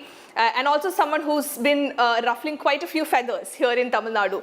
And he's joining us at a time when he's launching his Padayatra, Yen Man, Yen Makkal. And it's going to be a very prestigious moment, a very historic moment for the BJP in Tamil Nadu. And that's what we want to understand from you, sir. What is the significance of this yatra, this Padayatra for the BJP? Do you think it will help the party to galvanize the support it currently lacks on ground? Because many say the BJP lacks organizational structure on ground. Do you think this yatra will be able to address that problem? And tell us a bit about what this yatra is all about. Madam Vanakkam, thank you so much for the question. In fact, the Yatra, we have kept the theme as Yen Man Yen Makkal, meaning my soil, my people, Modiji and Tamil Mulakkam, meaning a resounding call for Tamil given by Modi. So it's a very important Yatra that we are embarking on starting from 28th of July for the next 168 odd days across Tamil Nadu and 234 constituency. The intention behind this Padayatra is very simple. It is to meet all sections of society who have got benefited under Modiji's rule in the last 9 years, and especially to thank Modi for everything he has done for Tamil Nadu, and especially for putting Tamil language and culture at the highest possible pedestal that is possible in the world. And I believe, like me, like millions of Karyakartas we have, there are millions of common Tamil folk who wants to use this Yatra, participate with us and to celebrate the achievements of Modiji. That is why on day one in Rameshwaram, which our Honorable Home Minister Amit Shah ji has kindly consented to launch the Yatra on 28th of July in Rameshwaram, the Honorable Home Minister would be releasing a book, 1 lakh books on the same day, called Modi Enna Senjar, What Did Modi Do for Tamil Nadu? So when we see that book, we will understand in every single segment of our lives, Modi ji has touched us. The 9 years of our government has touched us. So the Padayatra's intention is to galvanize people as a movement. The second, but maybe not the least important, but also very important one, is to talk about corruption. Of late in Tamil politics, BJP talks about corruption. At a very high level we talk, and we see sitting ministers getting raided by ED. We see a lot of things happening at the ground level also. I would say people of Tamil Nadu are truly fed up of corruption, with the historical high limits of corruption that has touched in Tamil Nadu. We believe it is also a movement we have to build against corruption at all the grassroots level. So we will be talking about corruption at a more personal level. So these are the two main pillars behind this Yatra. Why Rameshwaram? Because you're starting your Yatra from Rameshwaram, and there's a huge buzz that the Prime Minister could even consider, contesting from Rameshwaram in the upcoming general elections. Is that one of the reasons? No, Rameshwaram is a very historical place in our Indian spiritual sphere. It's a very historical place, one. And second, Rameshwaram is also the place that we associate with our Tamil fishermen. And we want to start there for a variety of reasons. One, no major Yatra has commenced from Rameshwaram. You see, either starting from Kanyakumari or a different part. So our leadership felt, why not from Rameshwaram? And second, we want to re-invoke that historical spirit that Rameshwaram soil has got. And thirdly, we believe the fishermen of Tamil Nadu have benefited the most under PM's rule, especially going to the high seas, coming back safely.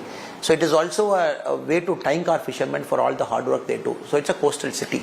So these three factors are the important reasons. With respect to Honorable PM contesting, I think PM sir can contest in all the 543 constituencies of our country. And like everybody who has got a moral right to say PM wants to contest here, likewise in Tamil Nadu also we say PM should contest from Tamil Nadu. Likewise other states are also saying it is purely for the Honorable PM to decide.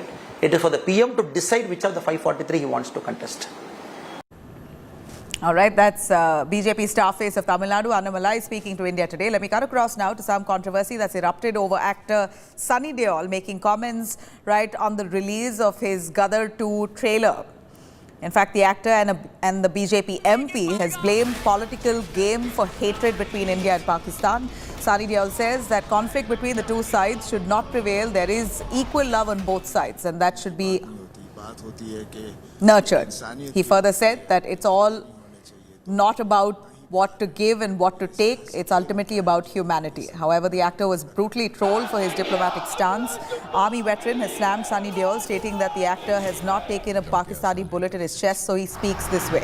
Sharpening his attack, he says commercial interests, basically indicating that the movie now has takers even in Pakistan. So at this point, he says, don't allow commercial interest to make you blind. Okay. कुछ ले जाने की या लेने की और देने की बात नहीं होती. बात होती है कि एक इंसानियत की होती है. ये झगड़े नहीं होने चाहिए. दोनों तरफ उतना ही प्यार है.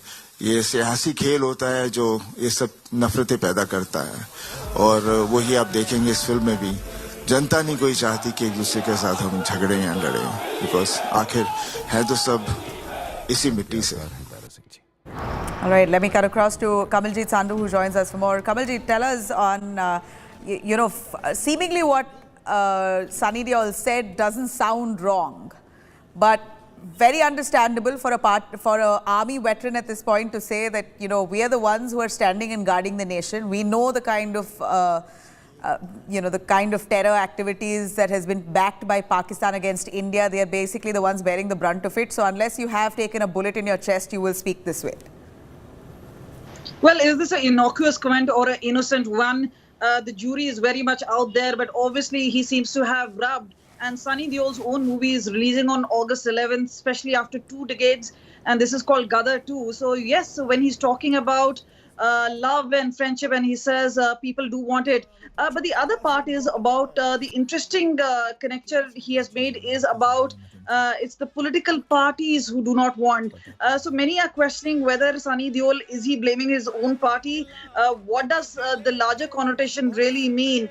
Several others like the army veterans pointing out that Sunny Deol is the one who's never taken a bullet on his chest. But remember, he's been a chest-thumping hero all along. He's played the protagonist, especially in roles where he's seen crossing over to Pakistan. And the storyline does itself. But clearly, Sunny Deol, who seems to be lacking and missing in action pretty much in Punjab, many talking about whether he would be getting a ticket from Gurdaspur or would it be Sunil Jhakar, especially ahead of 2024. A controversial remark coming in from the actor itself seems to have raised a lot of eyebrows, and obviously question mark being raised whether this is an indirect hit at his own party or whether he's trying very hard to sell his own sequel movie. But yes, as far as people are concerned, several taking pot shots and jibes at Sunny Deol over his remark. But on the face of it, as you mentioned it, he talks about friendship, and obviously he's looking at an audience not only in India but also in Pakistan and worldwide once the movie releases. But clearly it seems that during the Parliament session, Member of Parliament Sunny Deol rubbing a lot of people the wrong way.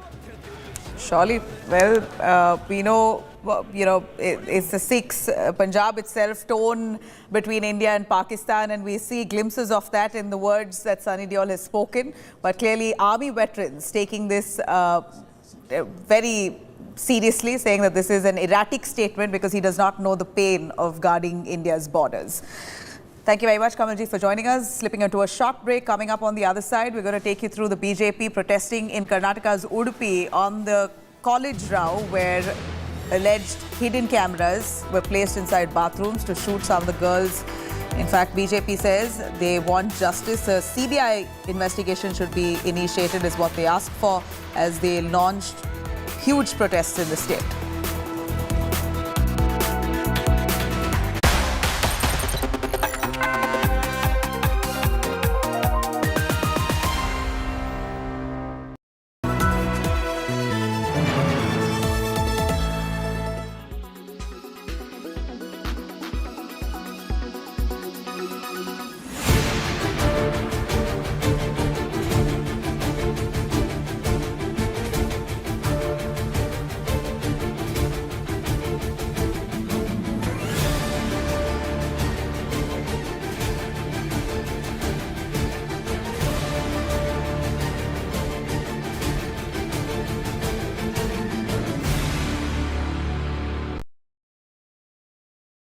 Weather forecast now. Delhi, maximum 33 and minimum 27 degrees. Mumbai, maximum 27 and minimum 25 degrees. Kolkata, maximum 33 and minimum 26 degrees. Bengaluru, maximum 27 and minimum 21 degrees. Chennai, maximum 34 and minimum 27 degrees. Hyderabad, maximum 26 and minimum 22 degrees.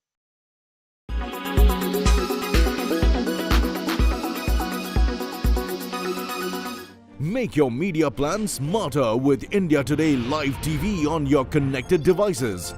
Amplify your brand with 100 million smart internet viewers. To advertise, mail us at sales@aajtak.com.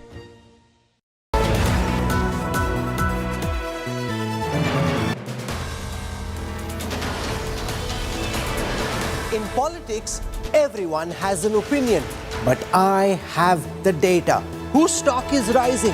Whose graph is falling? Track India's political stock exchange unmatched, unmissable data analytics. The only show on news TV where numbers do the talking. India's most credible poll tracker, the Political Stock Exchange, with Rahul Kanwal only on India Today. Meta as a policy seems to be deprioritizing news. And even if I take my journalist hat off, a lot of consumers used Facebook news feeds to stay abreast of what was happening and to get a sense of what's happening globally. Just because of the kind of regulatory trouble that you got into, Facebook said, okay, we don't want to have anything to do with news, which is why, you're now actively deprioritizing news. Is that fair, you think? If you want to find news, if you want to share news on Facebook, you can do so. I think the idea that there was any point at which the majority of people came to Facebook because they wanted to either consume or digest news was always somewhat exaggerated. That really has never been the principal mode. If you want to read news, read a newspaper, go to a news site.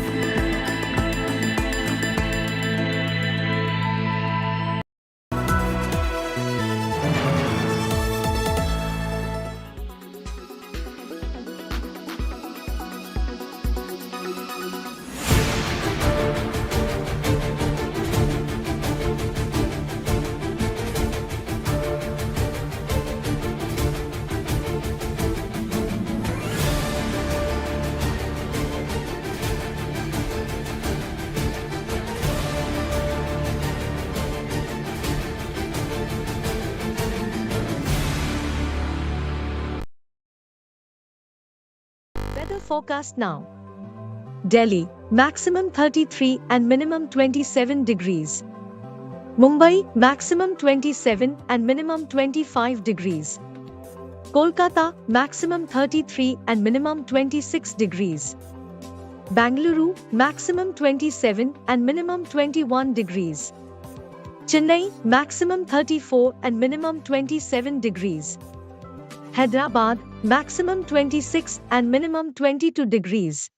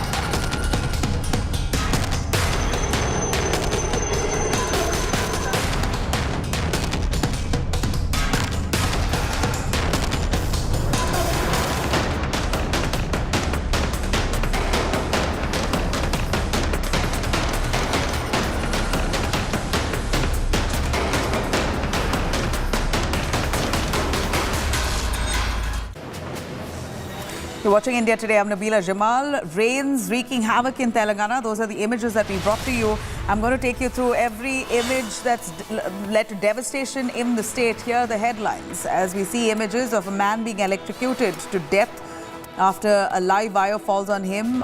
Roads inundated and homes flooded in Telangana. CBI registers 6 FIRs on violence, fresh FIRs to be filed on gang rape cases. Sources say that 6 rounds of talks between Kuki and Meitei groups have taken place. Home Minister Shah spoke to Kuki and Meitei communities and their leader representatives. A resolution to come about soon. Law panel sources say overwhelming response received on the Uniform Civil Code. Over 2 lakh responses sent to Prime Minister Modi. Nearly 75 lakhs sent to the Law Committee panel.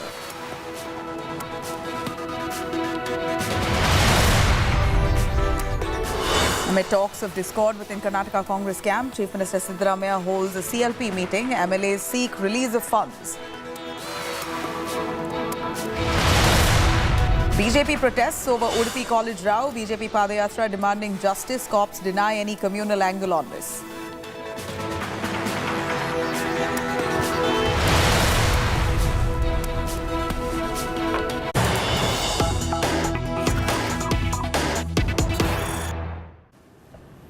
All right, as we see that the Udupi College issue now escalates in Karnataka, an FIR has been registered against one of the BJP workers for a tweet that she's put out against the Chief Minister Siddaramaiah's family on this Udupi video case. An FIR registered against BJP worker Shakuntala HS for her tweets on Chief Minister Siddaramaiah's family. In her tweet, she's questioned whether the Chief Minister would accept it as a fun prank if the same was done to his wife or daughter-in-law. If they were filmed in a similar fashion, would he be okay with it? Congress Twitter account had posted a tweet pertaining to the Udupi video case where it had stated that the BJP is politicizing a prank in Udupi for their own political benefits. And now Shakuntala then tweeted asking if the Chief Minister was okay if his wife and daughter-in-law were victims to this prank. Nagarjun joining us for more on that. Nagarjun, give us more. Who is Shakuntala? We believe a case, an FIR has been registered against her for that tweet that she's made, raising questions if the Chief Minister would be fine if his own wife and daughter-in-law were victims to a prank of such nature. Shakuntala is a BJP Karyakarta, as she claims herself. She's a right-wing nationalist, as per her Twitter profile. She's also a supporter of the National Party, is what we are told. She had tweeted on the recent Udupi incident asking the Chief Minister, the Congress stand is that it was a child's act or child's play act. It was just a prank between 2 students. Why take it communal is what the Congress had said. For that, BJP Karyakarta now who has been booked says that would the Congress say if it was Chief Minister's daughter-in-law or his own wife being shot in the toilet, would they have this? Would they have said the same statement if it happened to him? And now the high ground police in Bengaluru have filed a case against Shakuntala in Tumkur. She's from Tumkur and the case is filed in Bengaluru now under the IT Act is what we are told. We also accessed the FIR copy and they have taken cognizance of this tweet, and under IT Act, Shakuntala has been booked. We'll have to wait and watch. Will she be arrested soon or will be called for an inquiry? All right, thank you very much, Nagarjun, for joining us. This comes while the BJP workers are protesting. Those are the images where you have large-scale protests that they've launched on the Udupi College row. In fact, India Today has been the only channel showing you a detailed, in fact, giving you all the angles on this story. Showdown that has escalated over the Udupi College washroom row that spills on the streets of Karnataka's capital. In Bengaluru as well, we saw protests by the BJP. In fact, the BJP now, who's sitting in the opposition, has demanded a probe that must be handed over to the CBI or an SIT team, a special investigative team, saying that this case requires impartial investigation. While demanding strict action against the perpetrators, the BJP has also accused the Congress of siding with the accused in the matter. Furthermore, BJP has questioned the entire investigation itself, saying that the police has confiscated mobile phones of 3 Muslim girls, but have blocked further details. Meanwhile, cops say that there isn't any communal angle to this case, that people are trying to spread misinformation. We are having some details, some information. We will share that information. We need the inquiry about what are the information we are giving. We need that inquiry to be done. So the government is acting like a deaf and dumb. Even our CM, our Home Minister, is neglecting these issues by saying it is a small issue, childish issue. That means what is childish issue? You should come to know. You should tell the issues. It is childish issue or the serious issue. You want to know. We are demanding for impartial inquiry. And they are putting a lot of pressure on police people, I think. So, without any bias, they have to make the inquiry, and culprits are really, they should be punished. How the investigation is going on, we have a full doubtful on that. Because, see, the police is controlled by the state government and by the Home Minister. If you give the statement of the Home Minister, he says it's a silly matter. I think no ladies will think it's a silly matter. Now, amidst the ongoing row over Udupi washroom video incident, a member of the NCW and a BJP leader herself, Kushboo Sundar, has dismissed rumours of hidden cameras being placed in the college restroom. But she clarifies that while the presence of hidden cameras was just a rumour, the whole incident itself isn't a rumour. So it should be taken up seriously. There is not. Absolutely not. That is why I said if there are rumors of hidden cameras in the toilets, please understand there's nil. Nothing to it. Zilch. There's a rumor which is going around, and there are false videos which have been going around that there are hidden cameras. It's an institution and there cannot be any hidden cameras. So please do not follow these kind of stories.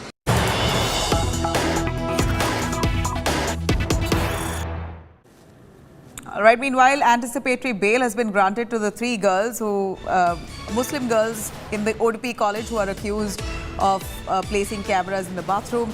Udupi court has granted bail to three girls. Three female students surrendered in court. The female students applied for anticipatory bail through a lawyer after an FIR was registered against them.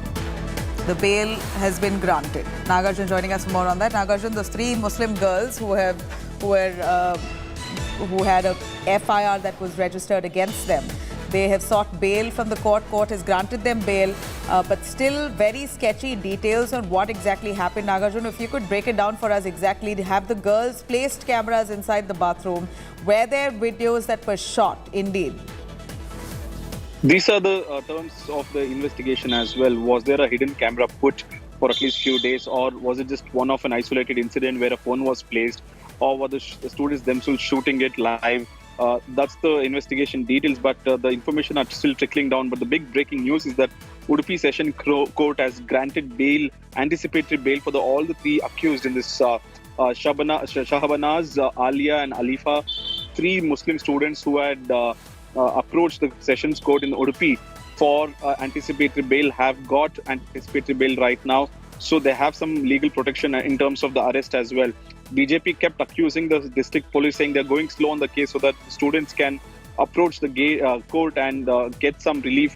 And today the anticipatory bail has been granted, and these students won't be arrested as of now. They'll only be called for an inquiry. And after the pressure mounted, the Udupi police also had filed an FIR. Initially they said that it was a prank between the two students, and hence the college themselves sorted it out, and no person came forward to file the complaint, and hence no FIR was filed. But only after the intervention of the government and the opposition parties, the suo motu case was filed against these three students as well as the college authorities. But today the Udupi Sessions Court has granted bail to all the three accused in this case. All right, thank you very much, Nagarjun, for joining us on that. The Udupi college incident now escalating as Karnataka cops have booked three girls for allegedly placing cameras in Udupi college washrooms. Meanwhile, the BJP has staged a protest regarding the same. Siddaramaiah government says that this was a mere prank which is blown out of proportion by the BJP. In fact, here's a detailed report on what exactly happened right on the day when a huge uproar about girls from the Hindu community being victimized by three Muslim girls who are allegedly trying to shoot videos of them inside the loo. Listen in.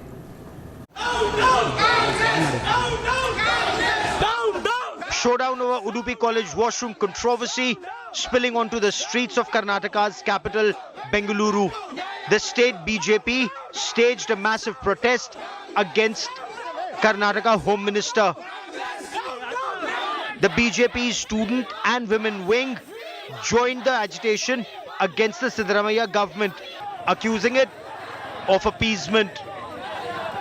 The BJP is now demanding that the probe be handed over to either the Central Bureau of Investigation or a special investigation team take over the case. We are demanding a SIT probe into this because we are not confident of the police investigation here because these are the same people who said there is nothing. Now under pressure they are putting their barricades. They might scuttle the case also. There is a jihadi team involved in this entire episode. We want the NI or the CBI to investigate the entire case, and the people who are involved in this entire network should be booked and it should come out. That is the main demand. Karnataka Home Minister hit back at the BJP. Manipur incident is so, I don't know what to call it. And there the commission has not gone. Is that that magnitude, this incident in Udupi? BJP leader and National Commission for Women member Kushboo visited the paramedical Netra Jyoti College in Udupi to meet the girls involved in the incident and the college authorities. If there are rumors of hidden cameras in the toilets, please understand there's nil, nothing to it, zilch. There's a rumor which is going around, and there are false videos which have been going around that there are hidden cameras. It's an institution and there cannot be any hidden cameras. So please do not follow these kind of stories. India today has accessed the FIR in the college washroom case. It mentions charges of outraging the modesty of a woman, privacy of a woman being breached, and sections of the IT Act. The FIR also names the college administration. With Nagarjun Dwarkanath in Bengaluru and Anaga Keshav in Udupi, Bureau Report, India Today.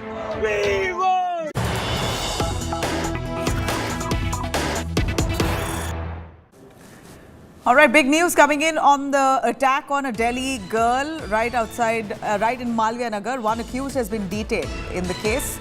Cops grilled the accused over the Delhi college student murder. Delhi college student was attacked in broad daylight in Malviya Nagar. She was attacked with an iron rod.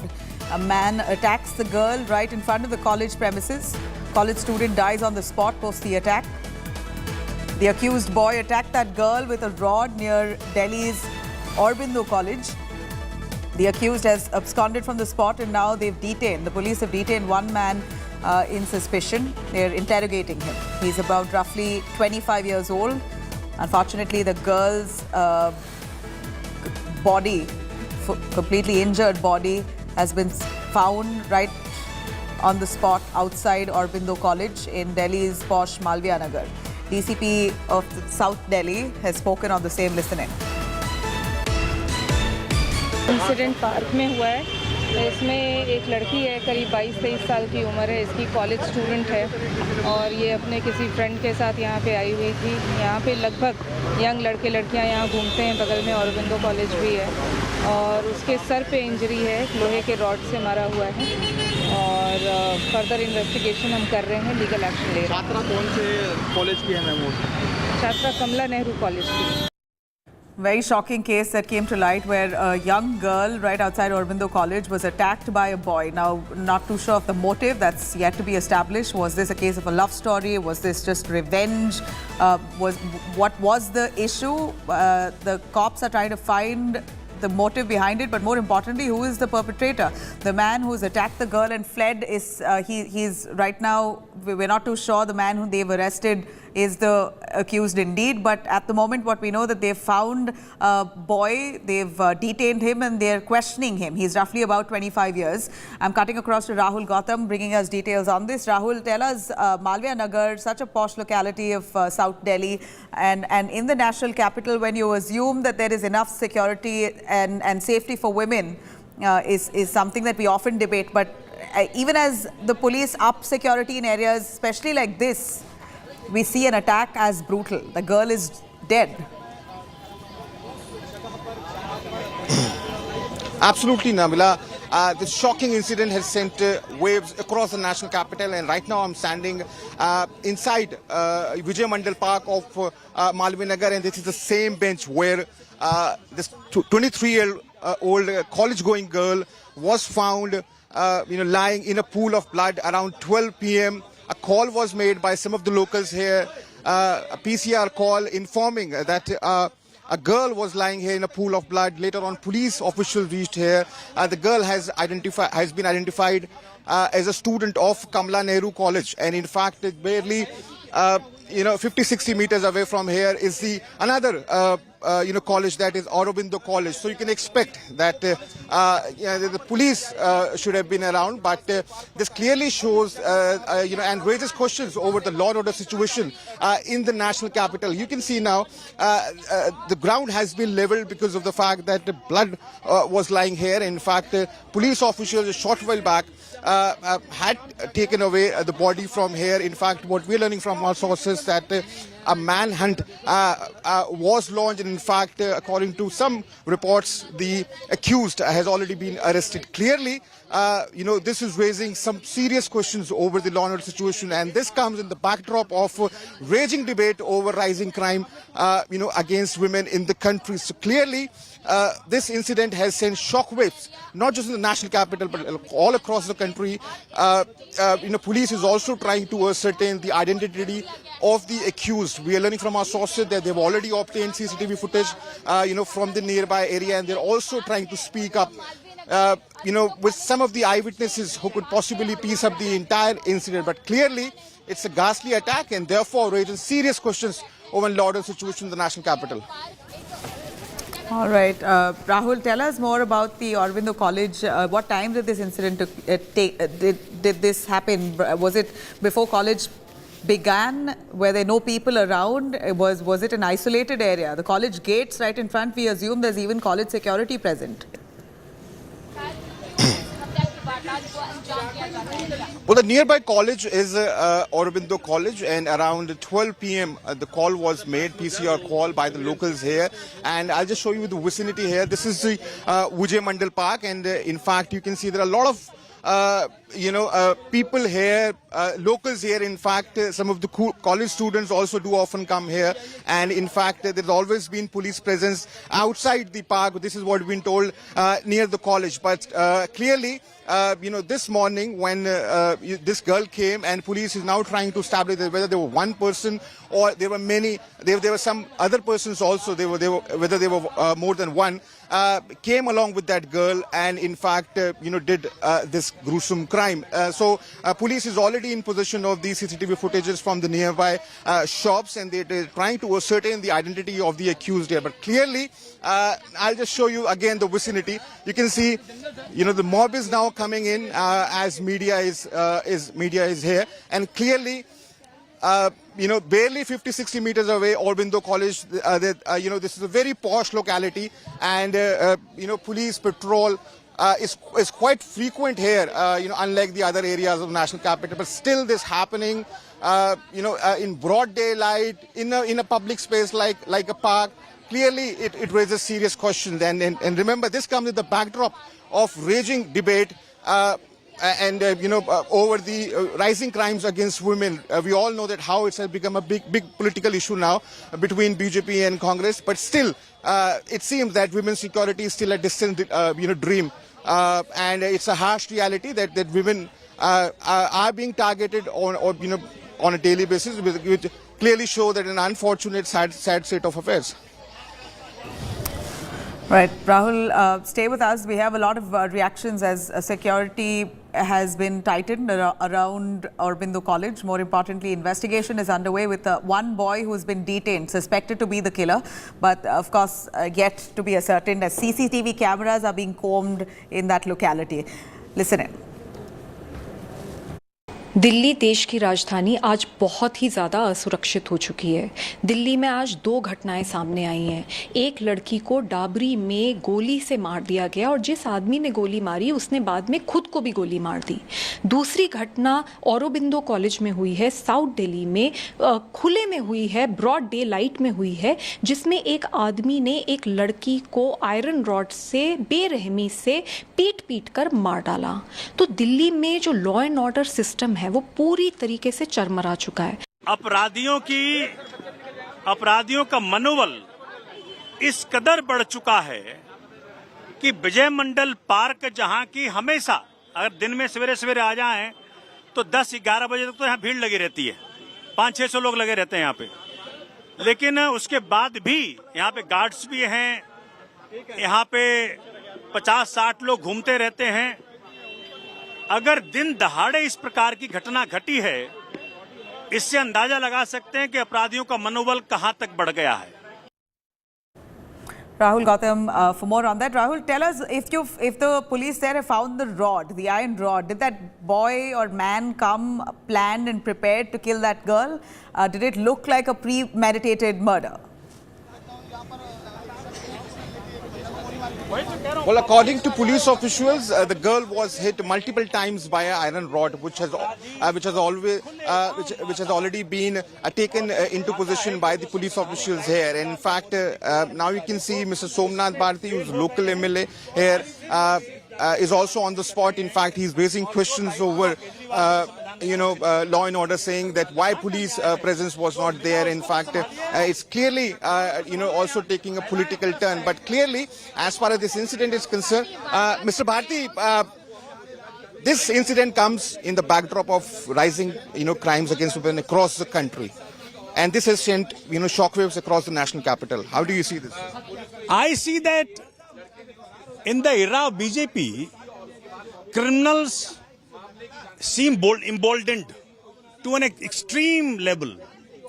Can you imagine this park, which is such a thickly visited park? If you come here by 10 o'clock, you'll find at least 500-600 people. And around 11:45, this murder took place. That time also there would be at least 60-70 people here.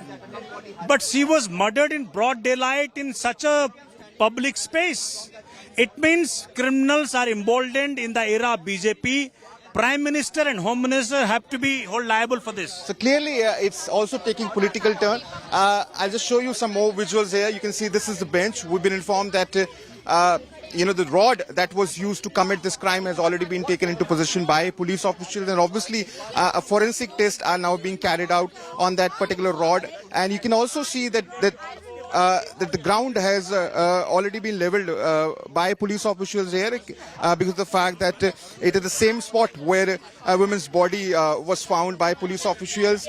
Now police is also trying to speak with some of the eyewitnesses who could possible piece of the entire incident that happened here. They've already obtained CCTV footages from the nearby shops. Clearly, this incident. Thank you very much, Rahul, for joining us. We're, of course, going to continue tracking every update that comes on this.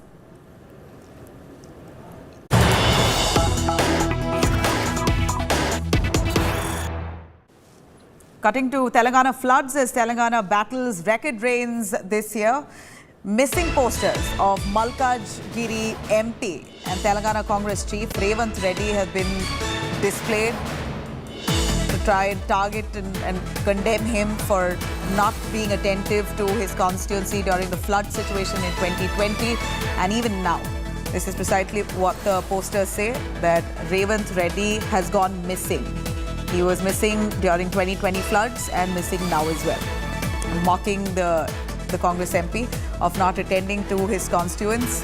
In fact, we hear of severe rains in Telangana that's really disrupted life, and it's led to misery in many areas of Telangana. At this point, we know that heavy rains, it's mandatory for the local representatives and more importantly their MLAs, MPs to be visiting the areas and taking cognizance and helping out the people who are in despair.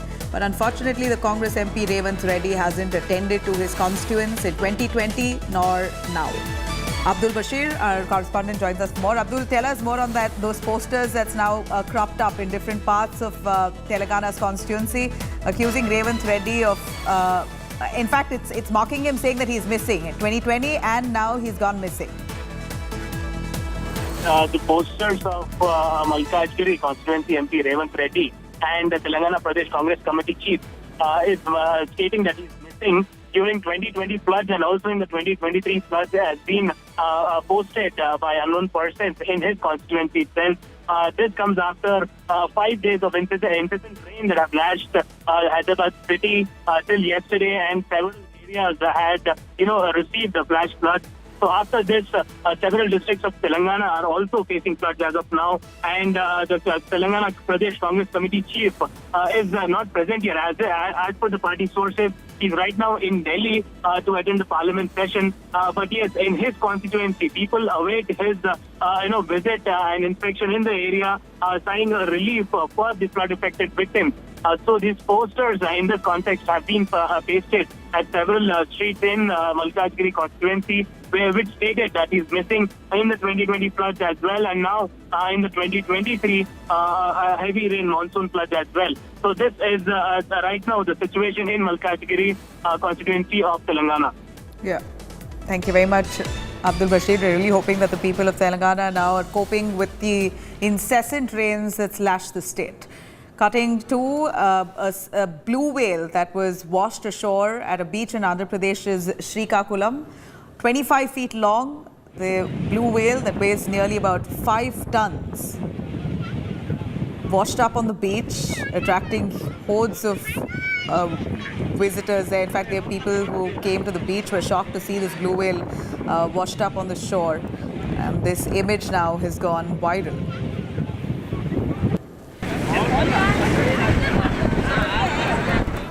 Slipping into a short break. Coming up on the other side, our entertainment special in the club. Stay with us.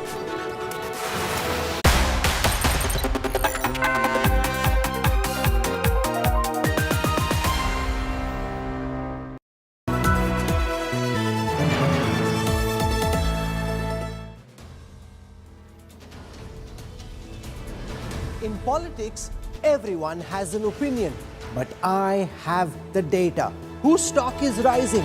Whose graph is falling? Track India's political stock exchange. Unmatched, unmissable data analytics. The only show on news TV where numbers do the talking. India's most credible poll tracker. The political stock exchange. With Rahul Kamal, only on India Today.